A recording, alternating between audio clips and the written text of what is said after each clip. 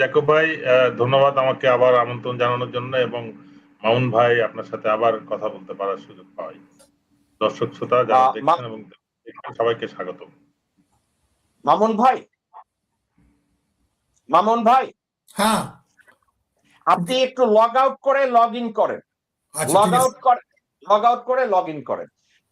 নাসির ভাই, আপনি শুনেছেন আমি ডিপ স্টেট সম্পর্কে আমি একটু শিক্ষা দেওয়ার চেষ্টা করছি। আপনি কি আমার দর্শকদেরকে একটু ভালো করে বুঝিয়ে বলবেন ডিপ স্টেট বলতে আমি আমার আমার সংজ্ঞাটাকে না, আপনি আপনার মতো করে যদি একটু ডিপ স্টেট বলতে আসলে আমরা কি মিন করি যদি একটু বুঝায় বলেন। ধন্যবাদ।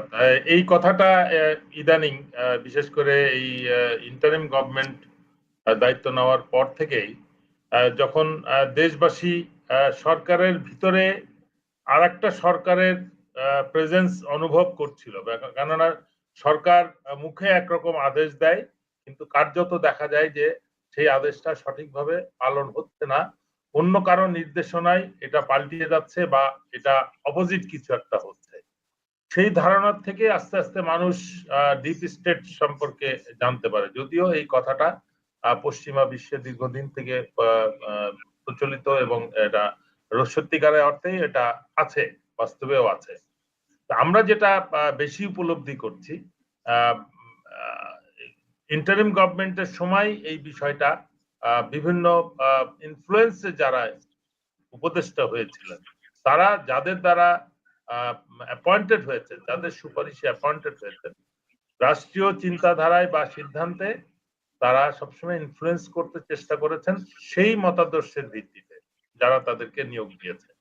সেই পরিপ্রেক্ষিতেই দেখা গেছে যে অনেক জরুরি সিদ্ধান্ত রাষ্ট্রের স্বার্থে নেওয়া সম্ভব হয় নাই, এবং এটাই এই ডিপ স্টেটের বাংলাদেশের সূচনা বলতে হবে।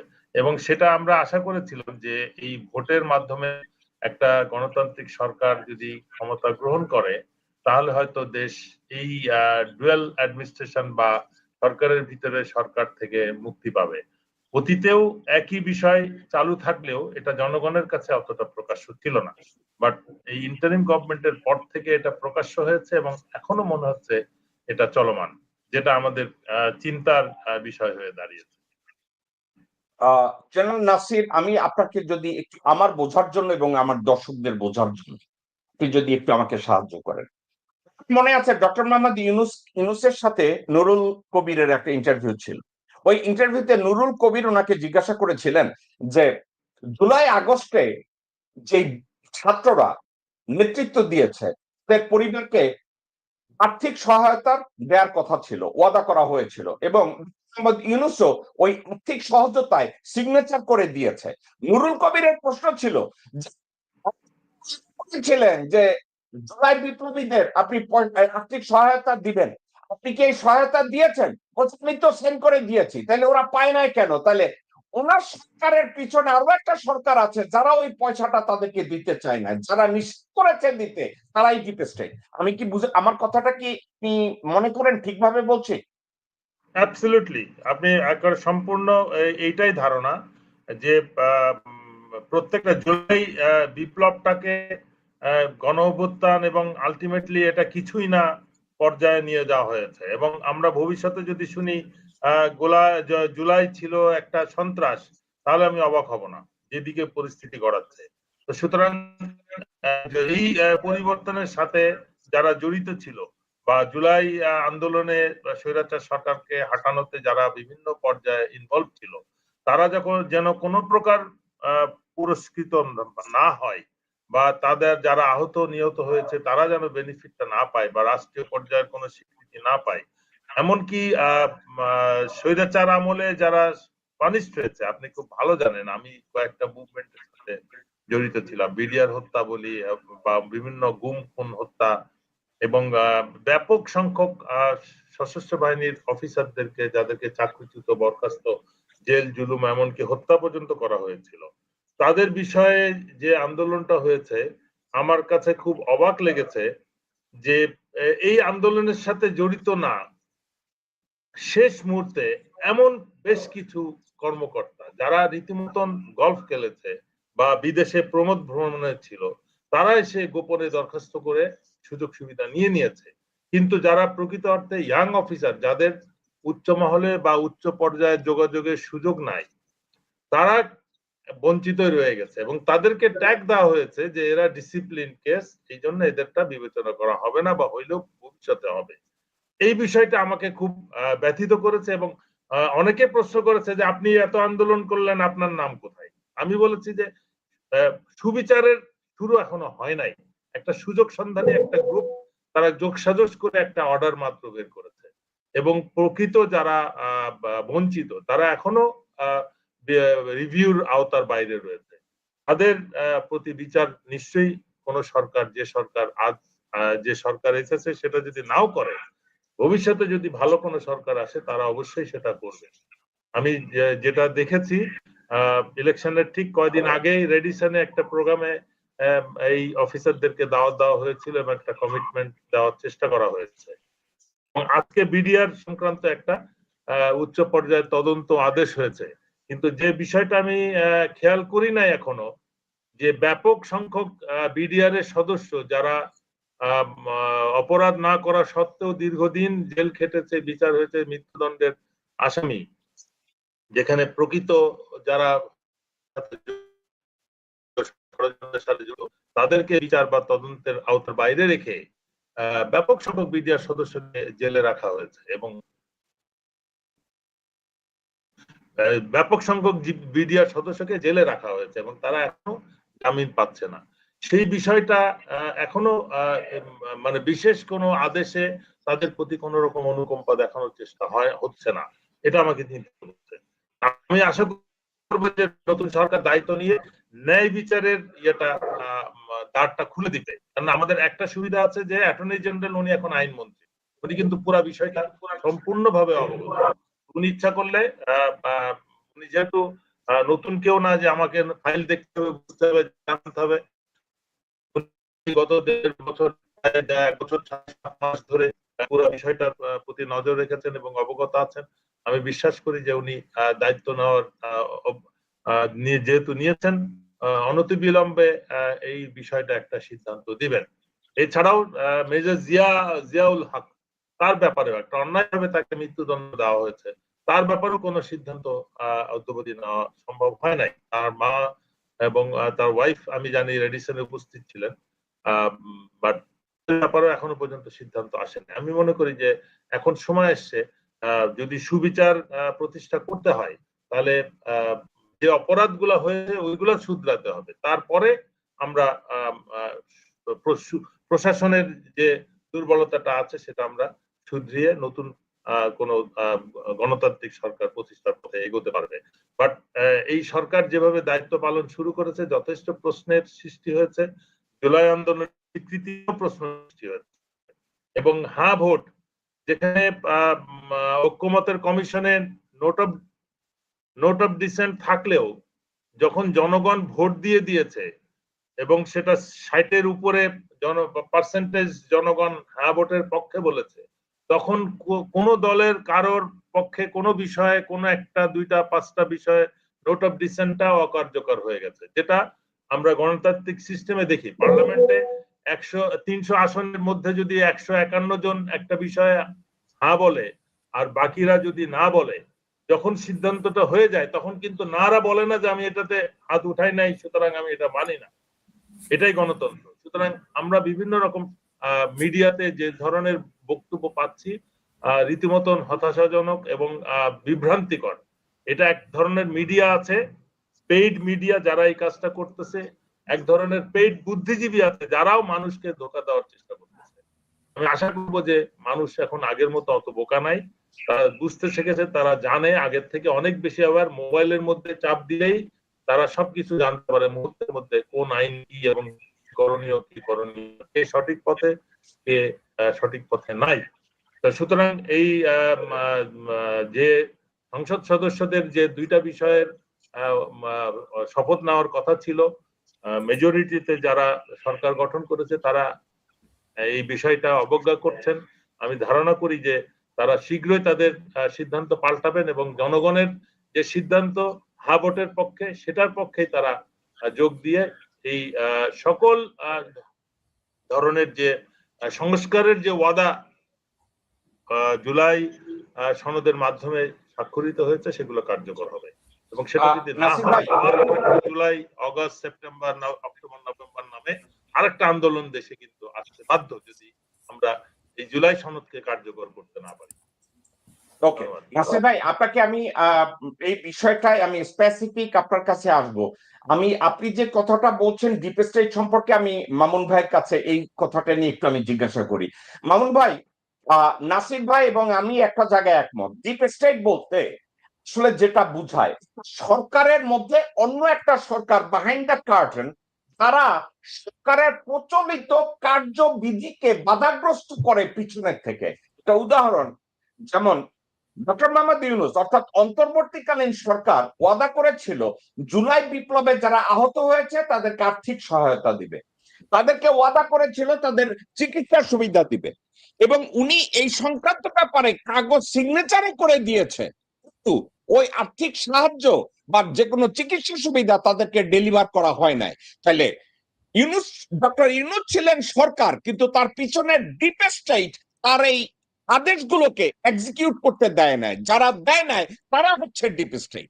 এবং বাংলাদেশে এই মুহূর্তে যদি ডিপ স্টেট বলতে কোনো কিছু থাকে, তাহলে আমি মনে করি জেনারেল ওয়াকার।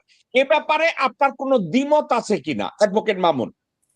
আপনি তো সুন্দর মতো ব্যাখ্যা করছেন ভালোই, যেটা নাকি আমরা বলি যে সরকারের ভিতরে আরেকটা সরকার থাকে যারা সমস্ত কিছু কন্ট্রোল করে। আর আমাদের দেশে ডিপ স্টেট হলো দিল্লি নিয়ন্ত্রিত এই যে যারা আছে, বিশেষ করে ওয়াকার, হাসিনার পেতাত্তা, এখনো তারাই কন্ট্রোল করতেছে আমি মনে করি। সেখানে বর্তমান সরকার, তারেক রহমান সাহেব আসছেন ক্ষমতায়, আমরা দেখি, কিন্তু deep state still they are very active. আচ্ছা মামুন ভাই, আপনি আপনি আমার চেয়েও আরো একটা স্টেপ আগায়া বলছেন, ভালো হয়েছে আলোচনাটা এখানে আসছে। বাংলাদেশে আমি যদি বলি গত ৩ বছরে আসলে ডিপ স্টেট বাংলাদেশ নিয়ন্ত্রণ করছে। মুজিবও নিয়ন্ত্রণ করে নাই, জিয়াও নিয়ন্ত্রণ করে নাই, খালেদা জিয়াও নিয়ন্ত্রণ করে নাই, হাসিনাও নিয়ন্ত্রণ করে নাই। ডিপ স্টেট নিয়ন্ত্রণ করছে, কন্ট্রোল বাই ইন্ডিয়া। বিষয়টা কি আপনি এভাবে বলতেছেন? আমি তো ওইভাবেই বলছি। আমরা প্রত্যেকটা স্টেজে এসে এসে এসে যত দিন গেছে, যেই সরকার গেছে, একটু একটু একটু করে করে সর্বশেষ যেটা চেয়েছিল, যদি এই জুলাই আগস্ট গণঅভ্যুত্থান উত্তর যদি বিপ্লব না হতো, আর 3 মাস হলে বোধহয় এটাকে সিকিম বানায় ফেলতো। এটা একদিনও হয় নাই, ধীরে ধীরে ধীরে গেছে। তো দে আর স্টিল অ্যাক্টিভ, দে আর স্টিল অ্যাক্টিভ। ওকে মামুন ভাই, আপনি চমৎকার বলছেন। আমি নাসির ভাইকে এই প্রশ্নটা করব। নাসির ভাই, আপনি আমার আর মামুন ভাইয়ের কথোপকথন আপনি শুনেছেন। আপনি কি মামুন ভাইয়ের আর আমার কেন যেন মনে হয় গত 54 বছর ডিপ স্টেট দ্বারাই বাংলাদেশ চলছে। আমাদের সরকারি আমলা যারা, তারা মূলত দিল্লির নিয়োজিত অথবা দিল্লি কর্তৃক নিয়ন্ত্রিত, তারাই ডিপ স্টেট। আমার আর মামুন ভাইয়ের কথাটাকে আপনি কিভাবে মূল্যায়ন করবেন নাসির ভাই? এটা তো আপনার স্বাধীনতার সময় ইয়েতে যেটা আপনার চুক্তি হয়েছিল প্রথম ভারতের সাথে, যেটা যে চুক্তি সই করার সাথে সাথে তাজউদ্দিন সাহেব অজ্ঞান হয়ে গিয়েছিল, সেটাই তো আসলে সেই সিগনেচার দিয়ে, সরি প্রেসিডেন্ট সাহেব।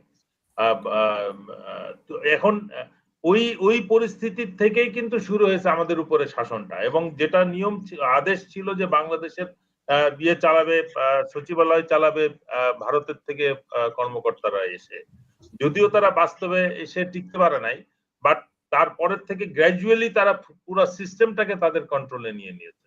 এবং যেটার শেষ পর্যায়ে ছিল ডিজিএফআই তে তাদের অফিস, যেটা এখন ওয়েল রিকগনাইজ, যদিও এটা আগে কথোপকথনের মধ্যে ছিল, আলাপের মধ্যে ছিল, বাট এটা এখন মোটামুটি প্রমাণিত সত্য যে সশস্ত্র বাহিনীতেও ব্যাপকভাবে সেটার অনুপ্রবেশ করছে।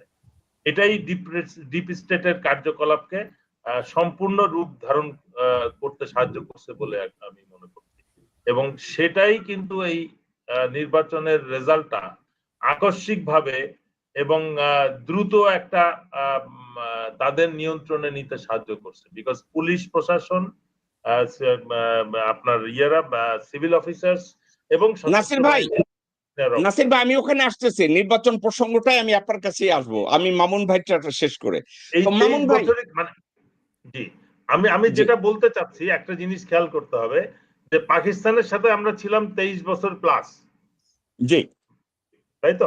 মানে এখন আর আমরা কিন্তু এই দুঃশাসনের মধ্যে যদি আমি 7 সাল থেকে ধরি, তাহলে 20 বছর পরে, মানে তারেক রহমান ক্ষমতা গ্রহণ করেছে 20 বছর, তো অলমোস্ট মানে এই দুঃশাসনের মধ্যেই কিন্তু জনগণ কাটিয়েছে এই বাংলাদেশে। তো এই বিষয়টা কিন্তু এখন সবাই আশা করছিল যে একটা ভালো কিছু হবে। অনেক সাফারিং হয়েছে। আমরা যদি বলি পাকিস্তানের সময় আমরা সাফার করেছি, তারপরে গত 2007 সাল থেকে এই 24 আগস্ট পর্যন্ত একটা সময় ছিল যেটা মানুষের আশা পূরণ হয় না। কোন শাসন ব্যবস্থা, দুর্নীতি, অপশাসন সবকিছু মিলে মানে জনগণের উপরে একটা স্টিম রোলার চলেছে। গণতন্ত্র প্রতিষ্ঠার বারবার চেষ্টা হয়েছে কিন্তু ব্যর্থ হয়েছে। এই বিষয়টা নজর দিতে হবে। ধন্যবাদ। নাসির ভাই, পাকিস্তান পূর্ব পাকিস্তানের উপরে অর্থাৎ আমাদের বাংলাদেশের উপরে তাদের নিয়ন্ত্রণ ছিল 23 বছর। এই 23 বছরে আমরা কি বলতে পারি যে আমাদের ডিপ স্টেটটা ওই 23 বছর ধীরে ধীরে তারা তৈরি করে সফল হয়েছে 1971 সালের 16ই ডিসেম্বর? অবশ্যই। এটাই যে দেখেন একটা সিম্পল জিনিস, মানে যেটা ভেরি ওয়েল এক্সপ্লেন্ড, যে ভাষা আন্দোলন নিয়ে যে আমরা আন্দোলন করেছি, বাংলা আমাদের মুখের ভাষা কেড়ে নিতে চাই, আজকে 21 তারিখের কথাই আমি বলছি, যে এটাও তো একটা মানে একটা ফেক জিনিস ছিল। ভারতের কোন স্টেটের ভাষা হিন্দি না, কিন্তু তাদের রাষ্ট্রভাষা হিন্দি। পাকিস্তানের কোন প্রদেশের ভাষাই তো উর্দু না, রাষ্ট্রভাষা উর্দু ডিক্লেয়ার করা হয়েছে। কিন্তু ব্রিটিশ আমলে পুরো ভারতবর্ষের রাষ্ট্রভাষা ছিল ইংলিশ, বাট ভারতের প্রত্যেকটা স্টেটের তাদের জনগণ তাদের নিজ ভাষায় কথা বলেছে। কিন্তু আমাদেরকে যখন বোঝালো কেউ যে আমাদের মুখের ভাষা কেড়ে নিতে চায়, আমরা এটা বিরাট একটা আন্দোলন করে একটা পুরা মানে হইচই সৃষ্টি করে ফেললাম এবং একটা পর্যায়ে আমরা স্বাধীনতার দিকে গেলাম। বাট এই স্বাধীনতা অর্জনের নামে যেটা হয়েছে অ্যাকচুয়ালি, আমরা পাকিস্তানের কন্ট্রোল থেকে বেরিয়ে আবার ভারতের কন্ট্রোল নিয়ন্ত্রণে চলে গেছি, এবং যেটা 71 সালের পরপরই সম্ভব হয়নি। এটা এই সিস্টেমটাকে কমপ্লিট করেছে হাসিনা, এবং মামুন ভাই যেটা স্পষ্টভাবে বলছেন যে আর হয়তো বছর খানেক সময় পেলে আমরা মানে অ্যাবসলিউটলি একটা লজ্জাজনক একটা রাষ্ট্রীয় মর্যাদার পর্যায়ে পৌঁছে যেতাম, যখন আমাদের উপর দিয়ে করিডোর, ফ্রি করিডোর, ট্রানজিট সবকিছু। নাসির ভাই আপনি আপনি আপনি আমার চেয়ে অনেক স্পিডে চলে যাইতেছেন, আমি আপনার কাছেই আসতেছি, এই কথাটাই একটু বলি। মামুন ভাই বলছে 1 বছর হইলে আমরা ওই দিকেই চলে যাইতাম, হইলে। আচ্ছা, আপনার কি মনে হয় না যে এই ফেব্রুয়ারি 12 নির্বাচনে ওই 1 বছর আবার ওই 1 বছর পুরো করার জন্য এখন আমরা আবার ওইখানেই গেলাম, হাসিনা যেখানে রাইখা গেছে আমরা ওইখানেই আবার ঢুকে গেলাম? আপনার কি এটা মনে হয় কিনা? আমার এইখানে যেটা ভয়ঙ্কর দিক যেটা মনে হচ্ছে, যেটা অলরেডি সোশ্যাল মিডিয়াতে বলছে, এই কথাগুলোকে যদি আমি হালকা ভাবেও নেই, কিন্তু কথাগুলো তো গুরুত্বপূর্ণ, যে লন্ডনের প্রধানমন্ত্রী, ভারতের স্বরাষ্ট্রমন্ত্রী আর আমেরিকার পররাষ্ট্রমন্ত্রী দেশের শাসনভার গ্রহণ করছে।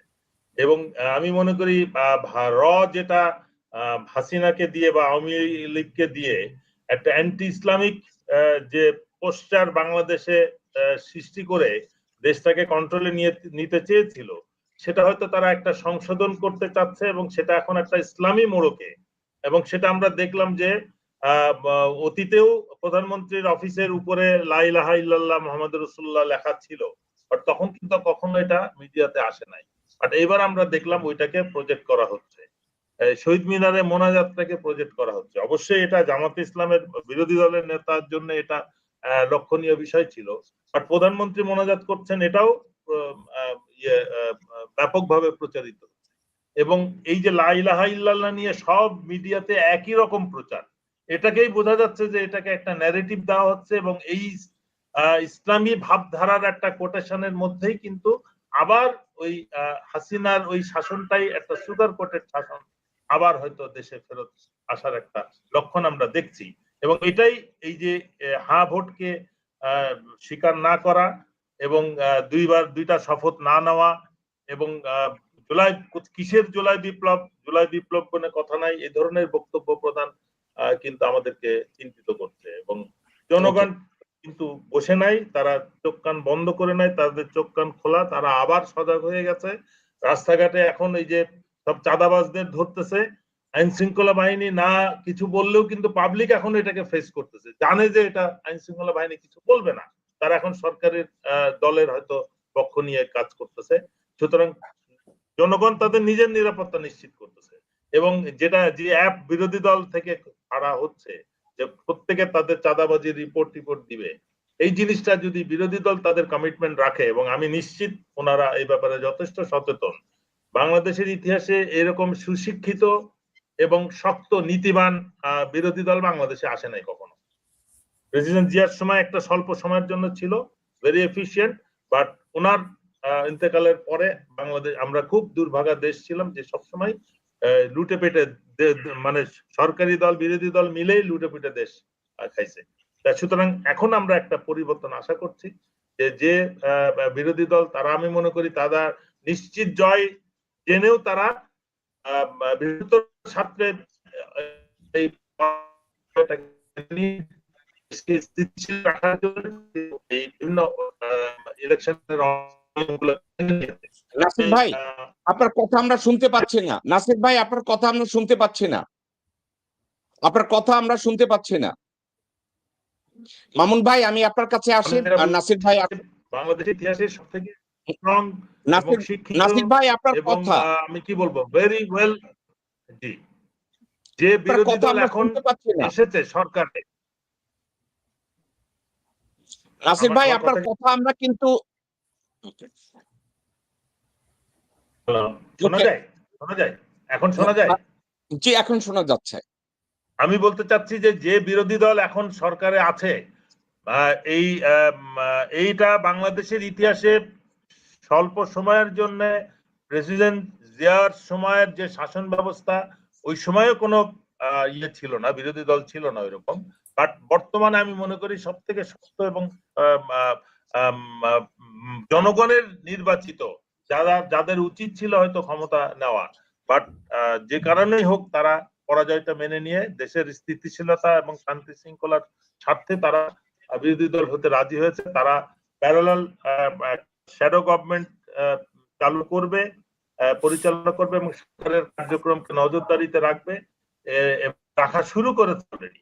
এই বিষয়টা আমার কাছে খুব পজিটিভ মনে করতে, এটা চালু নাসির ভাই আমি আপনার মতো সহজ হবে না। ওকে ওকে ঠিক আছে, আপনার কাছে আমি ব্যাক করবো। নাসির ভাই, মামুন ভাই আপনাকে একটা কথাটা আমি একটু ঠান্ডা মাথায় বলি। নাসির ভাই একটা কথা বলেছে, আপনি শুনেছেন কথাটা, বলেছে যে সোশ্যাল মিডিয়ায় নাকি বলছে আমেরিকার পররাষ্ট্রমন্ত্রী, ব্রিটিশ প্রধানমন্ত্রী এবং ভারতের ভারতের স্বরাষ্ট্রমন্ত্রী বাংলাদেশের শাসনভার গ্রহণ করেছে। আমি সোশ্যাল মিডিয়া যারা কথা বলে, হয় আমি তাদেরকে বলবো তারা ইনক্যাপাবল অথবা ইমপ্র্যাগমেটিক, অথবা তারা বোকার স্বর্গে বাস করে। বাংলাদেশের শাসন ক্ষমতা মূলত নিয়ন্ত্রণে নিয়েছে মোদি, অমিত শাহ এবং জয়শঙ্কর।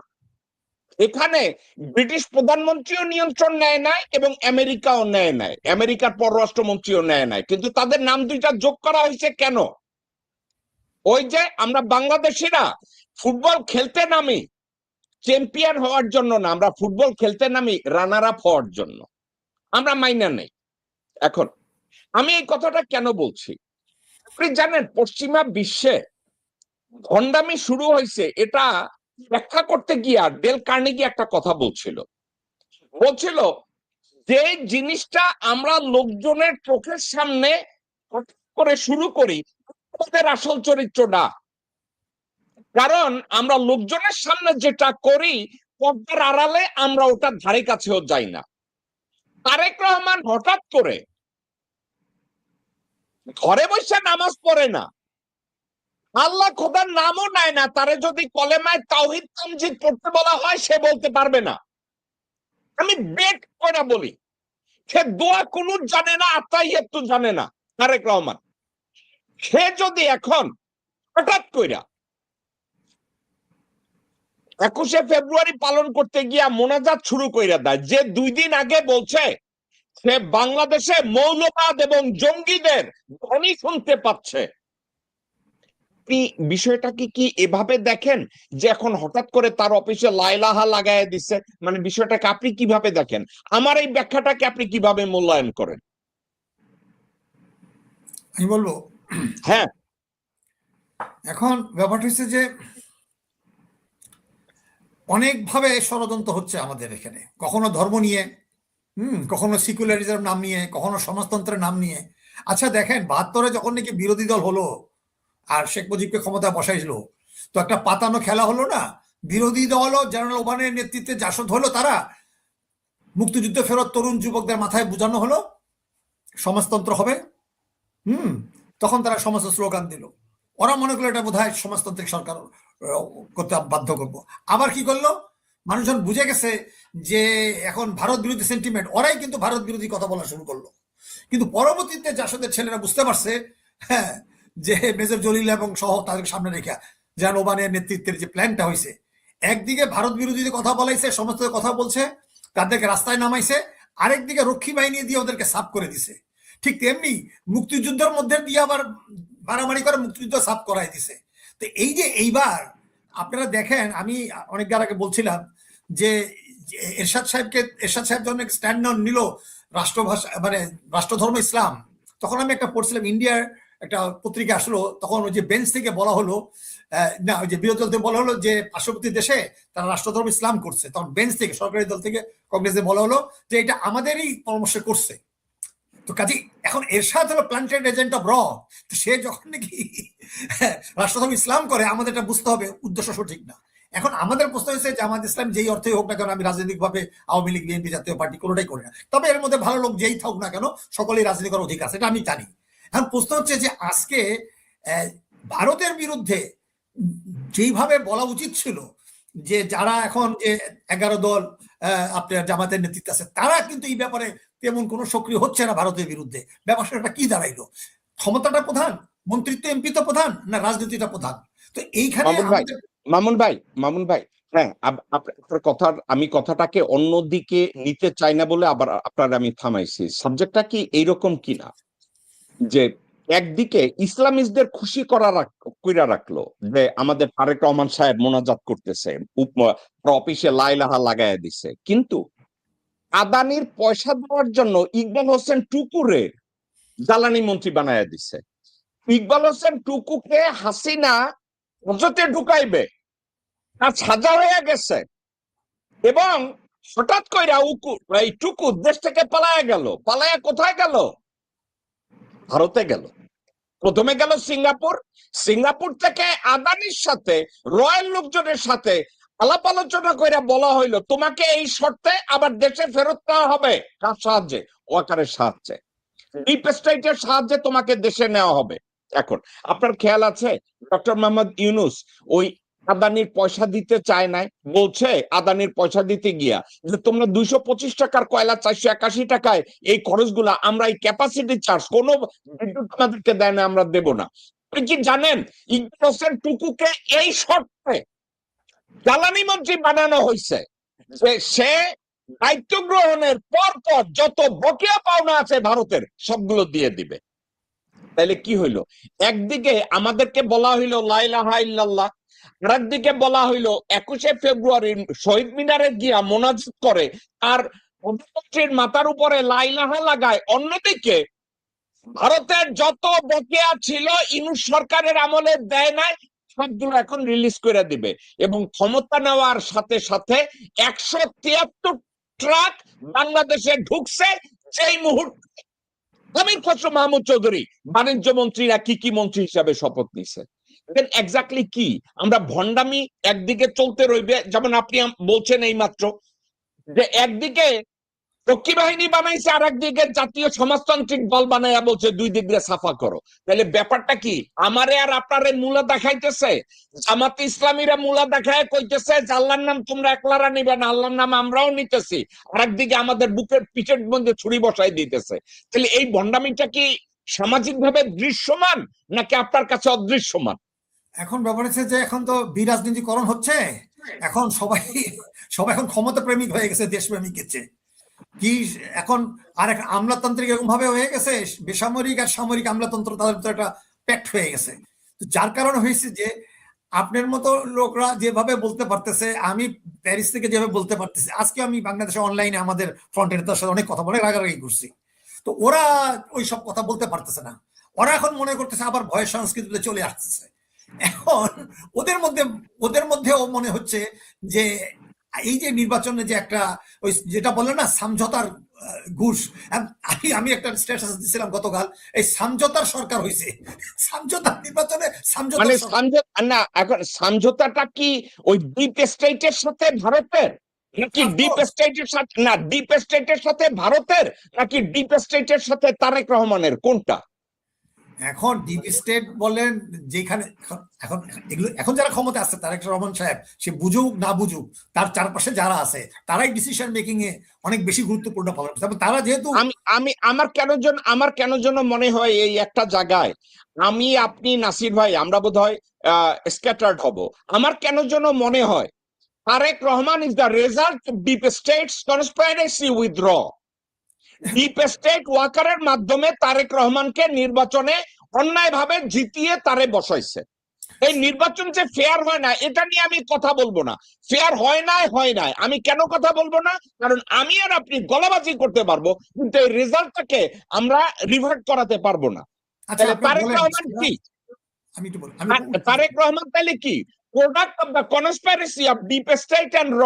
এক্ষেত্রে কি আমার আর আপনার কোনো সন্দেহ আছে? কোনো সন্দেহ নাই। এখন একটা আমি আপনাকে বলি, একটু অ্যাড করি, যখন নাকি আনন্দবাজার পত্রিকা বলল প্রায় 10 দফা মতো হচ্ছে এই চুক্তি করে আসছে, বাংলাদেশে আমরা সবাই বললাম, বিএনপির কোনো মুখপাত্র এই ব্যাপারে কোনো শব্দ করে নাই। তাহলে এটা নিয়ে তো সন্দেহ এখন দেখা যাচ্ছে ওয়ান বাই বাই স্টেপ ওদিকে যাচ্ছে। তাহলে শুধু ক্ষমতার জন্য ক্ষমতা। এখন আরেকটা কথা একটু বলি রাখি এই সুযোগে 10 সেকেন্ডের মধ্যে, আমরা মনে করছি যে অক্টোবর মাসে আপনার 81 জন নির্বাচন হলো, সত্তার সাহেব হলো, তার 5 মাস পরে কিন্তু 24 মার্চে কিন্তু এই এরশাদকে দিয়ে পাগোয়ার টেক ওভার করা হইলো। এখন ওয়াকার সাহেব বোধ আর 4-5 মাস ক্ষমতায় আছে। আমি বোধহয় পরশু একবার বলার চেষ্টা, আজকে আমি বলছিলাম, দেখেন এখন গেম শেষ হয় নাই। 27 জুন 27। তো যাই হোক, এখনো সময় যদি আছে, 5 মাস পরে যদি এরশাদকে নিয়ে আসে, যদি দেশে একটা টর্মাইল সিচুয়েশন করতে পারে, তখন এই তারেক সাহেবও থাকবে না। আর এখন তো অপোজিশন নাই বললেই চলে। এখন তখন যদি মনে করেন পার্লামেন্টের ভিতরে বাইরে, হাসিনা কি করলো, এরশাদের সাথে যেমন পার্লামেন্টও থাকলো আবার রাজপথও থাকছে। এখন যদি জামাত ইসলামের সাথে এরা যদি পার্লামেন্টেও বিরোধী দল থাকে আর রাজপথে যদি ভারতের বিরোধিতা স্ট্রং না করে, তাইলে তো দেশে আর কোনো রাজনীতি থাকলো না। আজকে আমাদের অবস্থা এরকম অবস্থা দাঁড়াইছে, আওয়ামী ভারতীয় বাম যাদের সাথে সকলের ভালো সম্পর্ক, এই জুনাদ সাকিরা ছিল, নিরুরা ছিল, সবার সাথে আমার পরিচয় ছিল, কিন্তু আজকে ব্যাপারটা এরকম দাঁড়াইছে যে এখানে ডিপ স্টেট আরো ডিপের থেকে কাজ করতে পারবে, ডিপ স্টেট আরো ডিপের থেকে চলে গেল। ওকে, মামুন ভাই, আপনি অনেক অভিজ্ঞ মানুষ। বিচারপতি সাত্তারের বিএনপি সরকার এবং তারেক রহমানের সরকার, আপনার কি মনে হয় সাত্তারের সরকারের চেয়ে বর্তমান সরকার শক্তিশালী? আমি তা মনে করি না, very very weak, very weak. ওরা তো সাত্তার আরো স্ট্রং ছিল তুলনামূলক, চারপাশের লোক তখন স্ট্রং ছিল। ওকে, আমি নাসির ভাই আপনার কাছে যাব। আমি আপনার প্রথম প্রশ্নটাই সেম প্রশ্ন করব। আপনি কি মনে করেন সাত্তার সাহেবের যে সরকার ছিল, বিএনপি সরকার, এরশাদ সাহেব টেক ওভার করার আগে, ওই সরকার এবং তারেক রহমানের সরকার, আপনি কম্পেয়ার করতে গেলে সাত্তার সাহেবের সরকার শক্তিশালী ছিল না বর্তমান সরকার শক্তিশালী? বর্তমান সরকার সম্পর্কে মানে নিয়োগ দেখে আমরা একটা মতামত দিতে পারি, এবং তাদের অলরেডি সিমটমস যা, এটা মোটেও পজিটিভ কিছু না। সেই তুলনায় অবশ্যই সাত্তার সাহেবের সরকার তাদের যথেষ্ট শক্তিশালী, এবং উনি ব্যক্তিগতভাবেও যথেষ্ট ইনফ্লুয়েন্সিয়াল ছিলেন। ওকে, আপনার কি মনে হয় না যে তারেক রহমানের যে বর্তমান যে সরকার, এটা হইতেছে conspiracy, result of the conspiracy between raw and deep state of Bangladesh, which lead by General Walker? এই কথাটাকে অলঙ্করণ করে ডানে বায়ে করে আমরা বলতে পারবো, কিন্তু সরাসরি যদি আমরা বলি, বাংলাদেশের ডিপ স্টেটের নিয়ন্ত্রণ ওয়াকারের হাতে এবং ভারতের র এবং ডিপ স্টেটের ষড়যন্ত্রের রেজাল্টটা হচ্ছে বিএনপির বিজয়। এই কথাটাকে কি অন্যভাবে ঘুরাইয়া পেঁচাইয়া বলার আর কোনো জায়গা আছে, নাকি আপনি মনে করেন that's it, that's the line? আমার এটা মনে হয় যে এটা ডিপ স্টেটের সাথে একটা কম্প্রোমাইজ বিএনপির, অ্যাবসলিউট কম্প্রোমাইজ, যে কোনো আমি মনে করি, আমি এই কন্ডিশনের না তাদেরকে নাসির কিছু ভাই, কন্ডিশন ফুলফিল আমি করতে হবে যার না বিনিময়ে নাসির তাকে ভাই, ক্ষমতায় আনা। না নাসির ভাই, আমি আপনার সাথে দ্বিমত পোষণ করে আপনার এই কথাটা এভাবে বলি। রয়ের সাথে ডিপ স্টেটের যে সমঝোতা হয়েছে, সমঝোতা হওয়ার পরে তারেক রহমান এবং বিএনপির নেতাদের সামনে একটা কাগজ ছুঁড়া বলা হয়েছে যে would you take it or not, এবং বিএনপি বলছে আমরা নেব। এটা কোনো সমঝোতা না। বিএনপি রে বলা হয়েছে would you take it or leave it. যেভাবে খালেদা জিয়ার কাছে মঈনুদ্দিন বলছিল যে ম্যাডাম ভারত এইটা চায়, আপনি সরকার গঠন করবেন। বেগম জিয়ার হেডাম ছিল না বলার, তারেক রহমান রে হেডাম থাকলেও আমির খসরু মাহমুদ, আব্দুল আউয়াল মিন্টু, সামাও বায়েদ, সালাউদ্দিন, ইকবাল হোসেন টুকু, এরা তারেক রহমান রে বলছে নাবালক পোলা যেইটা দিছে তুই এইটা লইয়া ল, সরকার আমরা চালামুনে। তারেক রহমান কইছে আলহামদুলিল্লাহ, মুনাজাত করি। কারণ ঘরে বসে মুনাজাত করছে, ওইটা কেউ দেখে নাই, শহীদ মিনারের রহিনে যে মোনাজাত করছে। আমি যদি ভুল হই আমার একটু কারেক্ট করে আপনার মন্তব্যটা আপনি করেন। না ঠিক আছে,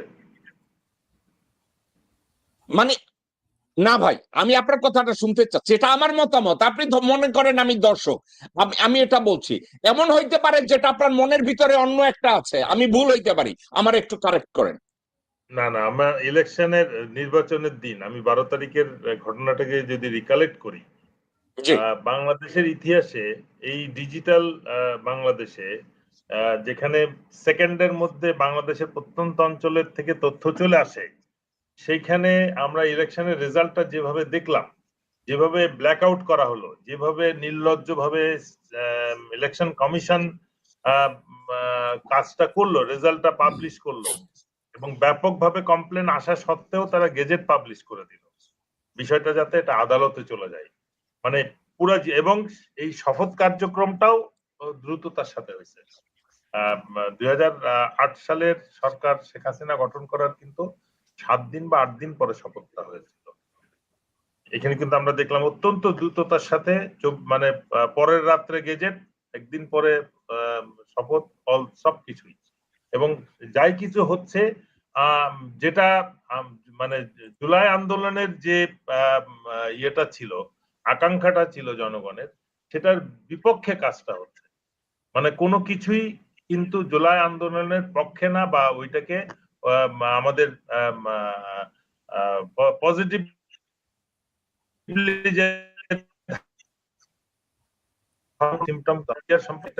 উচ্চ পর্যায়ের তদন্ত। আমি জানি না যে মানে তদন্ত কমিশন যেটা হয়েছে, কমিশন অ্যাক্টের আওতায় যদি হয়ে যায়, সেটার দুর্বলতা গুলো আইডেন্টিফাই করার আগেই নতুন করে তদন্ত কমিশন, ওই কমিশন নিয়ে তো কেউ কোনো দ্বিমত পোষণ করে নাই। প্রথমটাতে তো নোট অফ ডিসেন্ট, এই জেনারেল ফজলুর কমিশনের রিপোর্টে তো কেউ ডিসএগ্রি করে নাই। বাট এখন আবার নতুন করে তদন্ত, সেটার ইয়েটা কি হবে, মানে সেটা কি ওই ক্রিমিনাল ইনভেস্টিগেশন যেটা করেছিল আবুল কাহার আকান্দ, ওটাকে সহ হবে? তাহলে কিন্তু সমস্ত আসামিদেরকে ছেড়ে দিতে হবে, জামিন দিতে হবে, যদি নতুন করে মানে উচ্চ পর্যায়ের তদন্ত শুরু হয়। তাদেরকে জেলে নাসির ভাই, আপনার কি গত 18 মাস 19 মাসে আপনি আপনি মামুন ভাই, আমরা কি দেখি নাই যে ডিপ স্টেট বিডিআর হত্যাকাণ্ডের যাতে বিচার না হয়, এই জন্য যত প্রকার ষড়যন্ত্র, যত প্রকার ফালতামি, যত প্রকার ল্যাং মারা ডিপ স্টেট এটা করছে, আপনি আর আমি এটা কি দেখি নাই? নাসির ভাই, আপনি আমার কথা শুনতে পাচ্ছেন? আমি শুনছি, নাসির ভাই আমার স্পষ্ট শুনে, আমি শুনতে পাচ্ছি, আমি পুরো বিষয়টা আমি বলছি তো, অলরেডি 3টা তদন্ত হয়ে গেছে। একটা প্রথম কমিশনের ইনভেস্টিগেশন, যেটার মধ্যে নোট অফ ডিসেন্ট ছিল, তারপরে আবুল কাহার এখন যেটা ক্রিমিনাল ইনভেস্টিগেশন করেছে সেটা, এবং তারপরে জেনারেল ফজলুর রহমানের যেটা কমিশন, তিনটাই কিন্তু উচ্চ পর্যায়েরই বলতে হবে।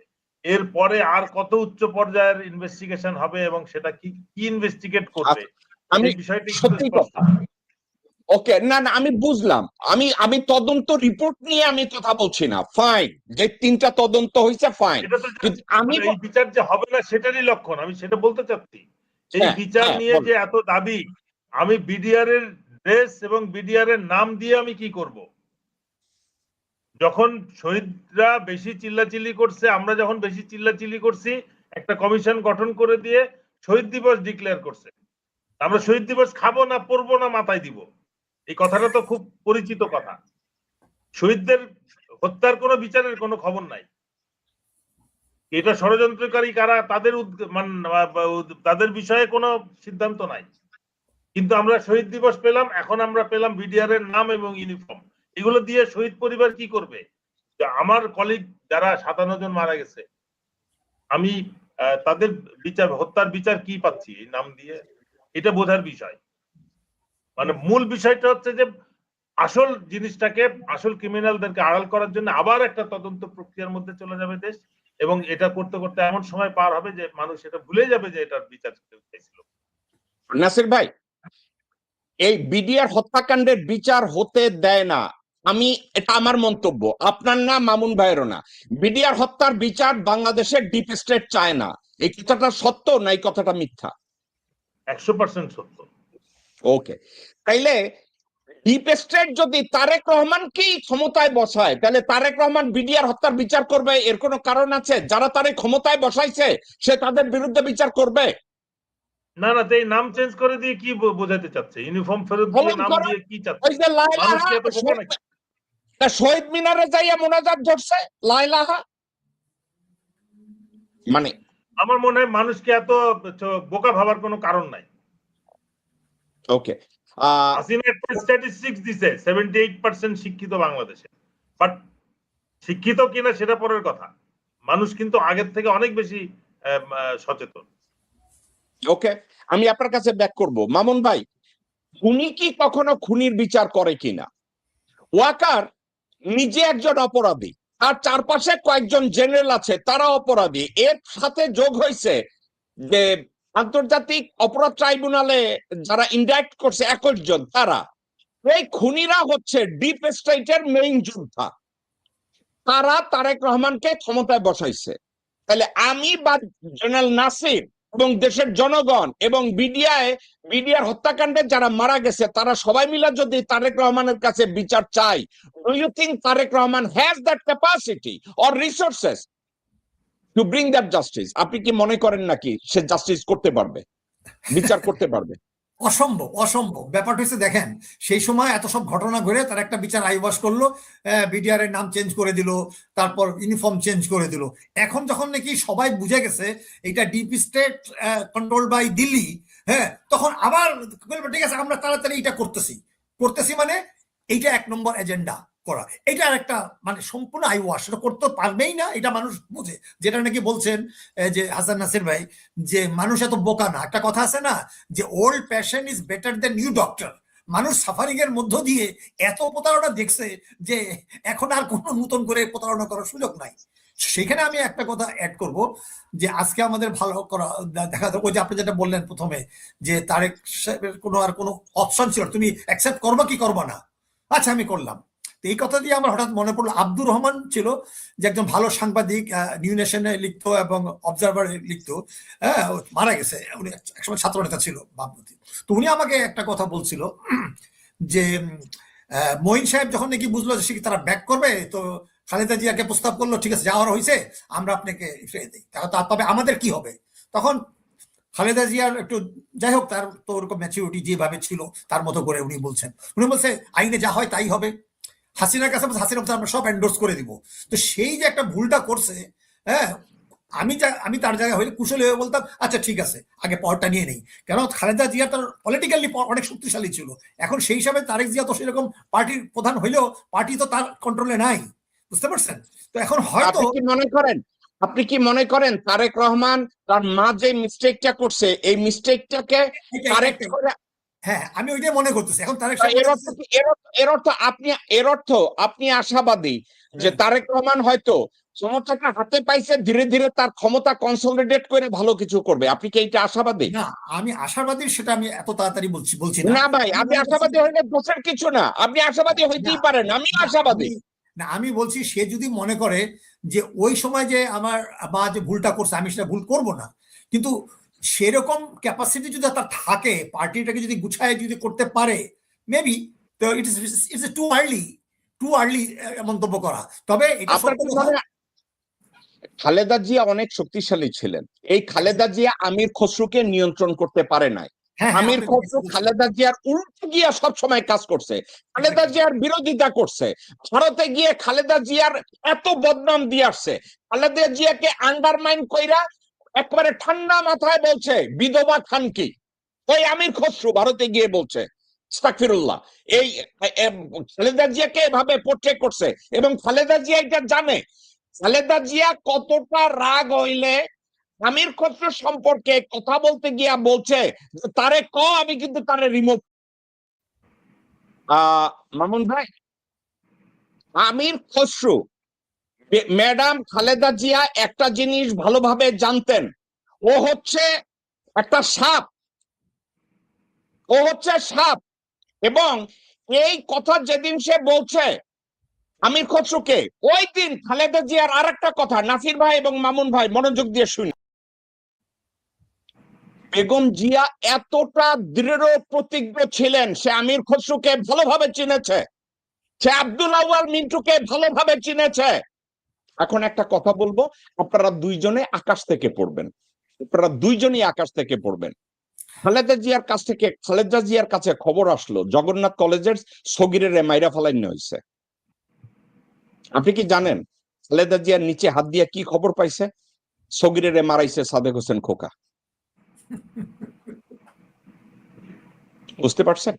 এবং সাদেক হোসেন খোকা মারার আগে তিনজনের সাথে এটা নিয়ে আলোচনা করছে। ওই তিনজনকে আব্দুল আউয়াল মিন্টু, মির্জা ফাক,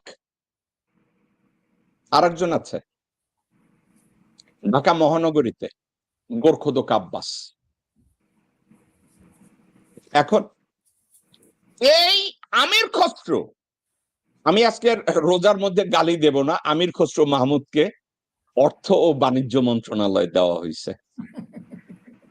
এখন আপনি কি মনে করেন এই আমির খসরুর মতো শিয়াল, ভুট্টো, হায়না, ঘসিটি বেগম মির্জাফর এবং সালাউদ্দিনের মতো ঘসিটি বেগম মির্জাফরকে নিয়ন্ত্রণ করার মতো যোগ্যতা খালেদা জিয়ার যা ছিল, তারেক রহমানের এটা আছে কিনা? ব্রিগেডিয়ার হাসান নাসির। আমরা তার রক্তে যেহেতু প্রেসিডেন্ট জিয়া বেগম জিয়া আছে, আমরা জাতি শেষ মুহূর্ত পর্যন্ত আশা করবে যত প্রতিকূল পরিস্থিতির মধ্যেই যাই কিছু করে দাসখত বলি আর যাই এগ্রিমেন্ট সই করে করুক না কেন, এখন উনি চেয়ারে, জনগণের ভোটে উনি প্রধানমন্ত্রী ধরে নিলাম, যেহেতু উনি দায়িত্ব গ্রহণ করেছেন, উনি তার বাবা মায়ের ঐতিহ্যটা বজায় রাখবে। আর কিছু আমাদের কিন্তু আশা করার আর কিছু নাই। আমরা তাকে, জনগণ তাকে সহযোগিতা করবে, আমার দৃঢ় বিশ্বাস বিরোধী দলও তাকে সম্পূর্ণ সহযোগিতা করবে, যদি উনি দেশের স্বার্থে তার পিতামাতার আদর্শটাকে রেখে জাতীয়তাবাদী দল যেটার নাম এবং জাতীয়তাবাদী আদর্শটাকে যদি উনি ধরে রাখতে পারেন, অবশ্যই উনি সাপোর্ট পাবেন। আর যদি না পান, খুব দ্রুতই উনি চ্যালেঞ্জের সম্মুখীন হবেন। উনি যে সুগার কোটিং এ থাকুক, এটা ওই কাক যদি ময়ূরের পেখম লাগায় আকাশে উড়ে, কিছুক্ষণ পরে কাকের আসল চেহারাটা বেরিয়ে যাবে। তা সুতরাং এটা কোনো অবস্থাতেই না স্বৈরাচার হইতে পারবে বিএনপি, না ভারতের সরাসরি দাস হয়ে প্রকাশ্যে বাংলাদেশ শাসন করতে পারবে। বাংলাদেশের জনগণ এটা মেনে নিবে না, রাজনৈতিক দল মেনে নিলেও জনগণ মানবে না। যেভাবে তারা মানে সর্ববৃহৎ বিএনপি কে অবজ্ঞা করে জনগণ রাস্তায় নেমে স্বৈরাচারকে হাঁটাইছে, তখন কিন্তু দেখে নাই যে কোন দল তাদের সাথে আছে কি নাই। রিক্সাওয়ালা, মুটেওয়ালা, বাদামওয়ালা, ফেরিওয়ালা, ভ্যানওয়ালা সবাই কিন্তু দাঁড়ায় গেছে খালি। এবং তার বিরুদ্ধে মানে ভারতের প্রশিক্ষিত এবং পরিকল্পনায় বৃহৎ মানে সর্বশক্তি দিয়ে হাসিনা চেষ্টা করেছে তার ক্ষমতাটাকে টিকিয়ে রাখতে, যেটা পারে নাই। তো সুতরাং আর একটা জুলাই তো আসবে না, জুলাই হইতে পারে আগস্ট, সেপ্টেম্বর, অক্টোবর, নভেম্বর হইতে পারে। বাংলাদেশের ইতিহাসে যদি আবার একটা আসে, অবাক হওয়ার কিছু নাই। সেটা সিদ্ধান্ত নিবে বর্তমান সরকার, যেটা জুলাইয়ের ভাই আন্দোলনের দেশে এসছে, বেগম জিয়া জেল থেকে মুক্ত হয়েছে, প্রধানমন্ত্রী দেশে আসতে পারছে, একটা ভোট হয়েছে এবং একটা সরকার গঠন সম্ভব হয়েছে। সেই জুলাইকে যারা অস্বীকার করবে তারা বেঈমান, গাদ্দার। জনগণ এটা নিজে সিদ্ধান্ত নিবে কিভাবে তারা দেশ শাসন করবে কি করবে না। নাসির ভাই, আমি আপনাকে মামুন ভাইকে একটা ভিডিও দেখাবো, আপনারা একটু দেখেন। জুলাই ওকে, এবার মামুন ভাই, আমি নাসির ভাইয়ের কাছে যাচ্ছি। মামুন ভাই, আমি আপনার কাছে কথা বলছি।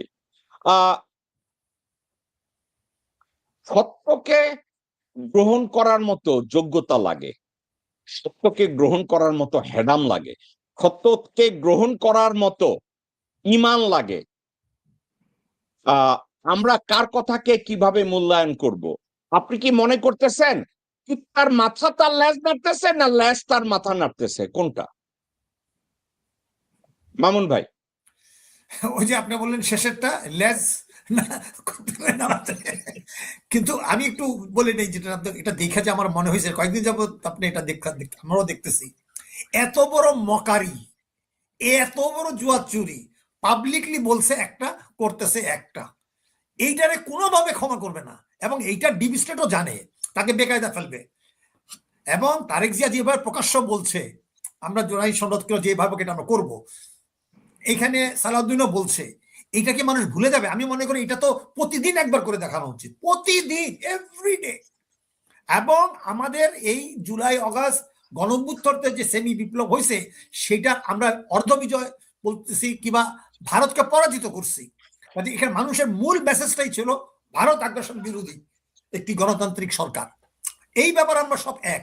এবং আমি আজকে কালকে থেকে ভাবতেছি, এই ছাত্র দলকে ইউনিভার্সিটিতে প্রতিষ্ঠা করার জন্য যদি বলা হয় 90% আমার অবদান, যদি বলেন এই এনামুল করিম শহীদকে যখন নাকি মানে ইউনিভার্সিটিতে ডাকসুতে ভিপি দাঁড়ালো, আমি তার সাথে কথা বলে সব ঠিকঠাক করছি, একই দিন আমরা করব। তারপর জিয়াউর রহমান আমাকে ছাত্র দলের সভাপতি করার জন্য প্রস্তাব দিচ্ছিল, বিচুতির মাধ্যমে শহীদ ভাইকে সরাসরি ছিল।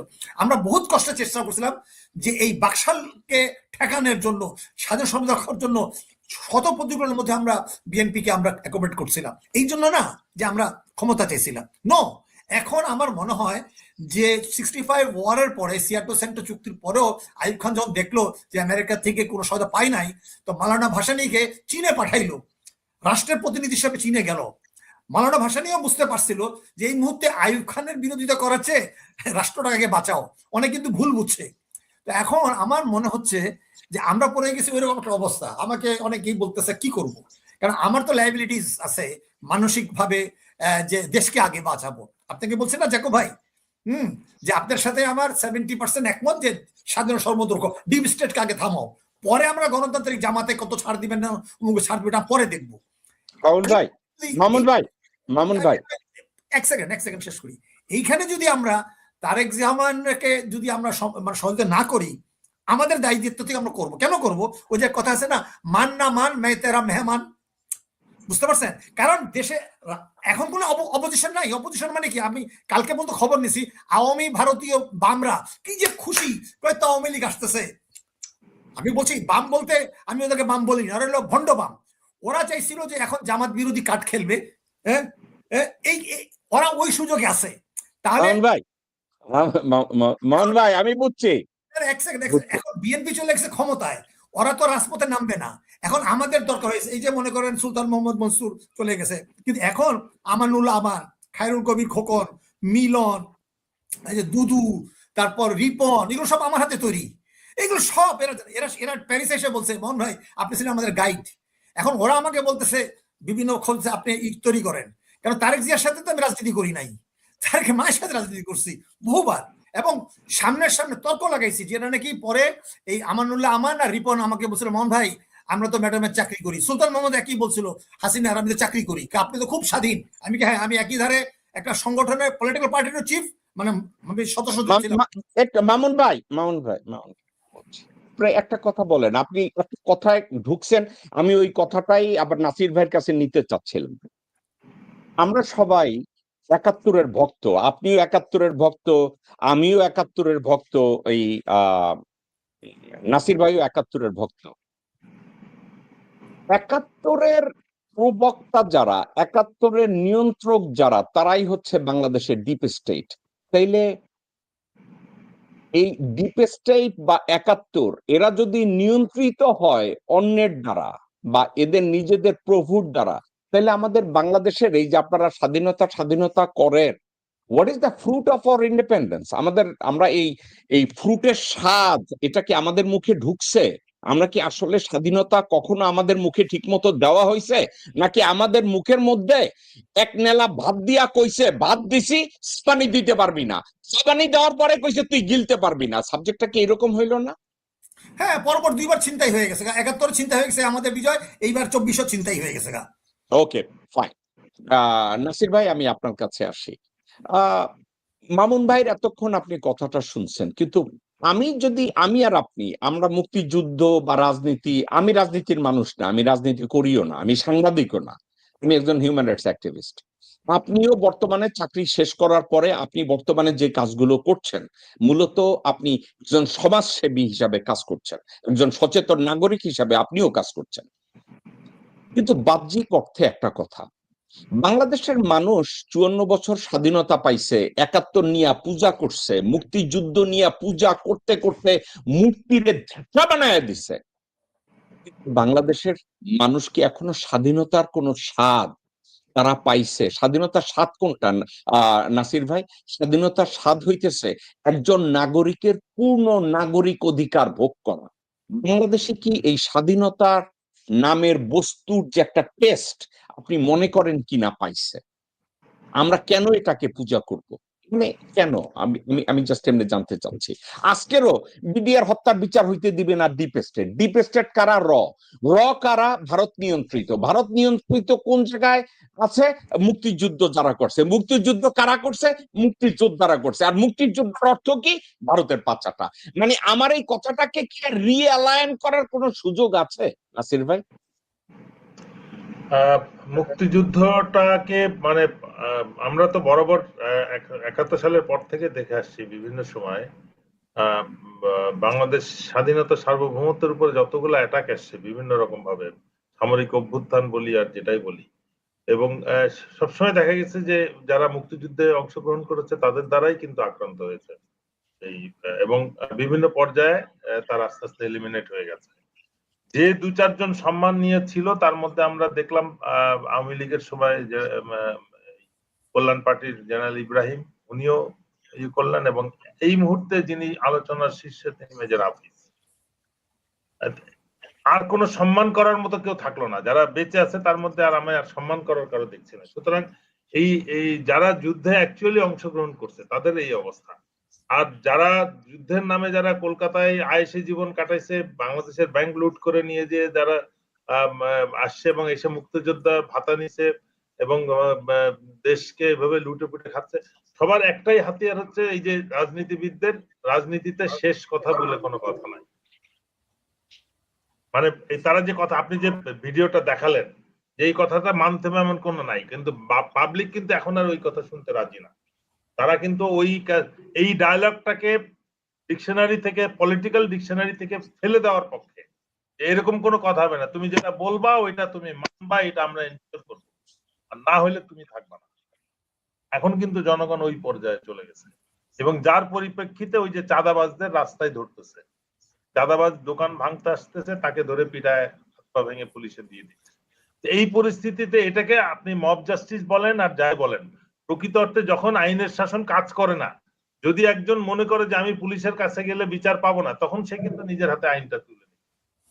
সেই পরিস্থিতিতে কিন্তু জনগণকে ঠেলে দেওয়া হচ্ছে, এবং এটাই আস্তে আস্তে আর একটা জুলাইয়ের দিকে নিয়ে যাবে দেশকে। সেটা যদি শিক্ষা, যদি বর্তমান সরকার, যে সরকার কেবল দায়িত্ব গ্রহণ করছে, তারা যদি জনগণকে আবার সেই পুরনো ফরম্যাটে মনে করে তাদের উপরে শাসন ব্যবস্থা, স্বৈরাচারী শাসন ব্যবস্থা কায়েম করতে চায়, বা যে জুলাইয়ের যে সংস্কার পরিকল্পনা যেটা হয়েছে, জুলাই সনদ, এটা যদি তারা অবজ্ঞা করার চেষ্টা করে, তাদের চলে যেতে কিন্তু বেশি সময় নিবে না। হাসিনার সময় লাগছিল, বাট এখানে কিন্তু জনগণ অত সময় দিবে না। এই জন্য আমি বলছি যে যত দ্রুত সম্ভব এই সনদকে অ্যাকসেপ্ট করে সেটাকে ইমপ্লিমেন্ট করতে হবে।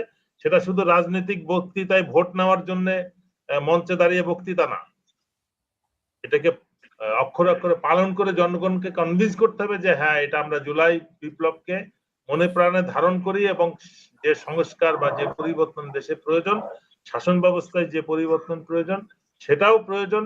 সেটা দেশের সুশাসন প্রতিষ্ঠার জন্য, আইনের শাসন প্রতিষ্ঠার জন্য এবং ইনসাফের রাষ্ট্র প্রতিষ্ঠা করার জন্য। নাসির ভাই, আমি আর আপনি শুভাকাঙ্ক্ষী হিসাবে, আমি আপনি মামুন ভাই, আমরা যদি তারেক রহমানকে বলি যে তারেক সাহেব, আপনার দল বলতে আমি এই মুহূর্তে বলবো বিএনপির মধ্যে তারেক রহমানেরও ডিপ স্টেট আছে, বিএনপিরও একটা ডিপ স্টেট আছে। তারেক রহমান বিএনপি নিয়ন্ত্রণ করে না, বিএনপিকে নিয়ন্ত্রণ করে অন্য কেউ। এখন আমরা তারেক রহমানকে বললাম যে আমির খসরুরা আপনারে নেতা হইতে দিবে না, সালাউদ্দিনরা আপনারে নেতা হইতে দিবে না, অর্থাৎ আপনার চারপাশে যারা আছে এরা সব বেঈমান, আপনারে জামাতে ইসলামী সহায়তা করবে, আপনারে আমি ব্রিগেডিয়ার হাসান নাসির বা মামুন বা জেকব মিল্টন আমরা বাইরের থেকে সহায়তা করব, আপনি ঘুইরা দাঁড়ান, ধীরে ধীরে আপনি আমাদের বস্তু, আপনি আমাদের। আপনাদের আমি একটা হিস্ট্রি বলি। টুটানকামুন যখন ফেরো, টুটানকামুনকে যখন ফেরো বানানো হয়েছে, আপনি কি জানেন সবাই ধরে নিছে টুটানকামুন সফল হবে না, সবাই ধরে নিছে টুটানকামুন সফল হবে না।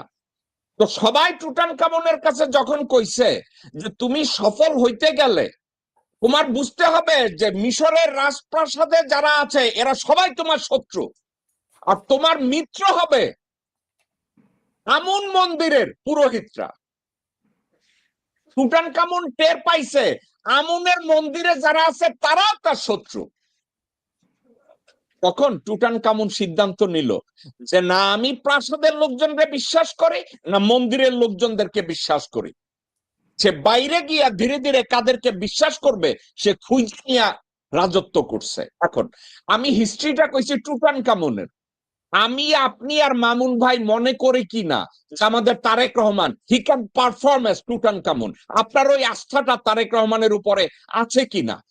না রাখারও আমার আর আপনার তো সেকেন্ড কোনো অপশনও নাই। আমি জাস্ট আপনার কাছে আপনার মতামত জানতে চাচ্ছি। This is not a question. না না, এটা মতামত তো স্বাভাবিক। জনগণ তার রক্ত, যে রক্তের থেকে উনি যে রক্ত উনি ক্যারি করেন সেটার মধ্যে তো কোনো গাদ্দারি নাই, এবং ওনার এখনো সুযোগ আছে সেটা প্রুফ করার, that he carries the blood of his mother and father. তো সেই হিসেবে আমরা জাতি আশা করবে তার থেকে। আমি মনে করি বিরোধী দল তাকে সম্পূর্ণ সহায়তা দিবে, কারণ বিরোধী দলেরও এই মুহূর্তে তাদের এই রাষ্ট্র পরিচালনার ব্যাপারে তাদের অভিজ্ঞতার প্রয়োজন আছে। সর্ববৃহৎ শক্তি হিসেবে তারা, বিরোধী দল হিসেবে তারা সংসদে বসতেছে, তারা একটা সময় চাইবে, তারা এখনই ক্ষমতায় যেতে আগ্রহী না, সে ব্যাপারে তাদের যথেষ্ট ধৈর্য আছে।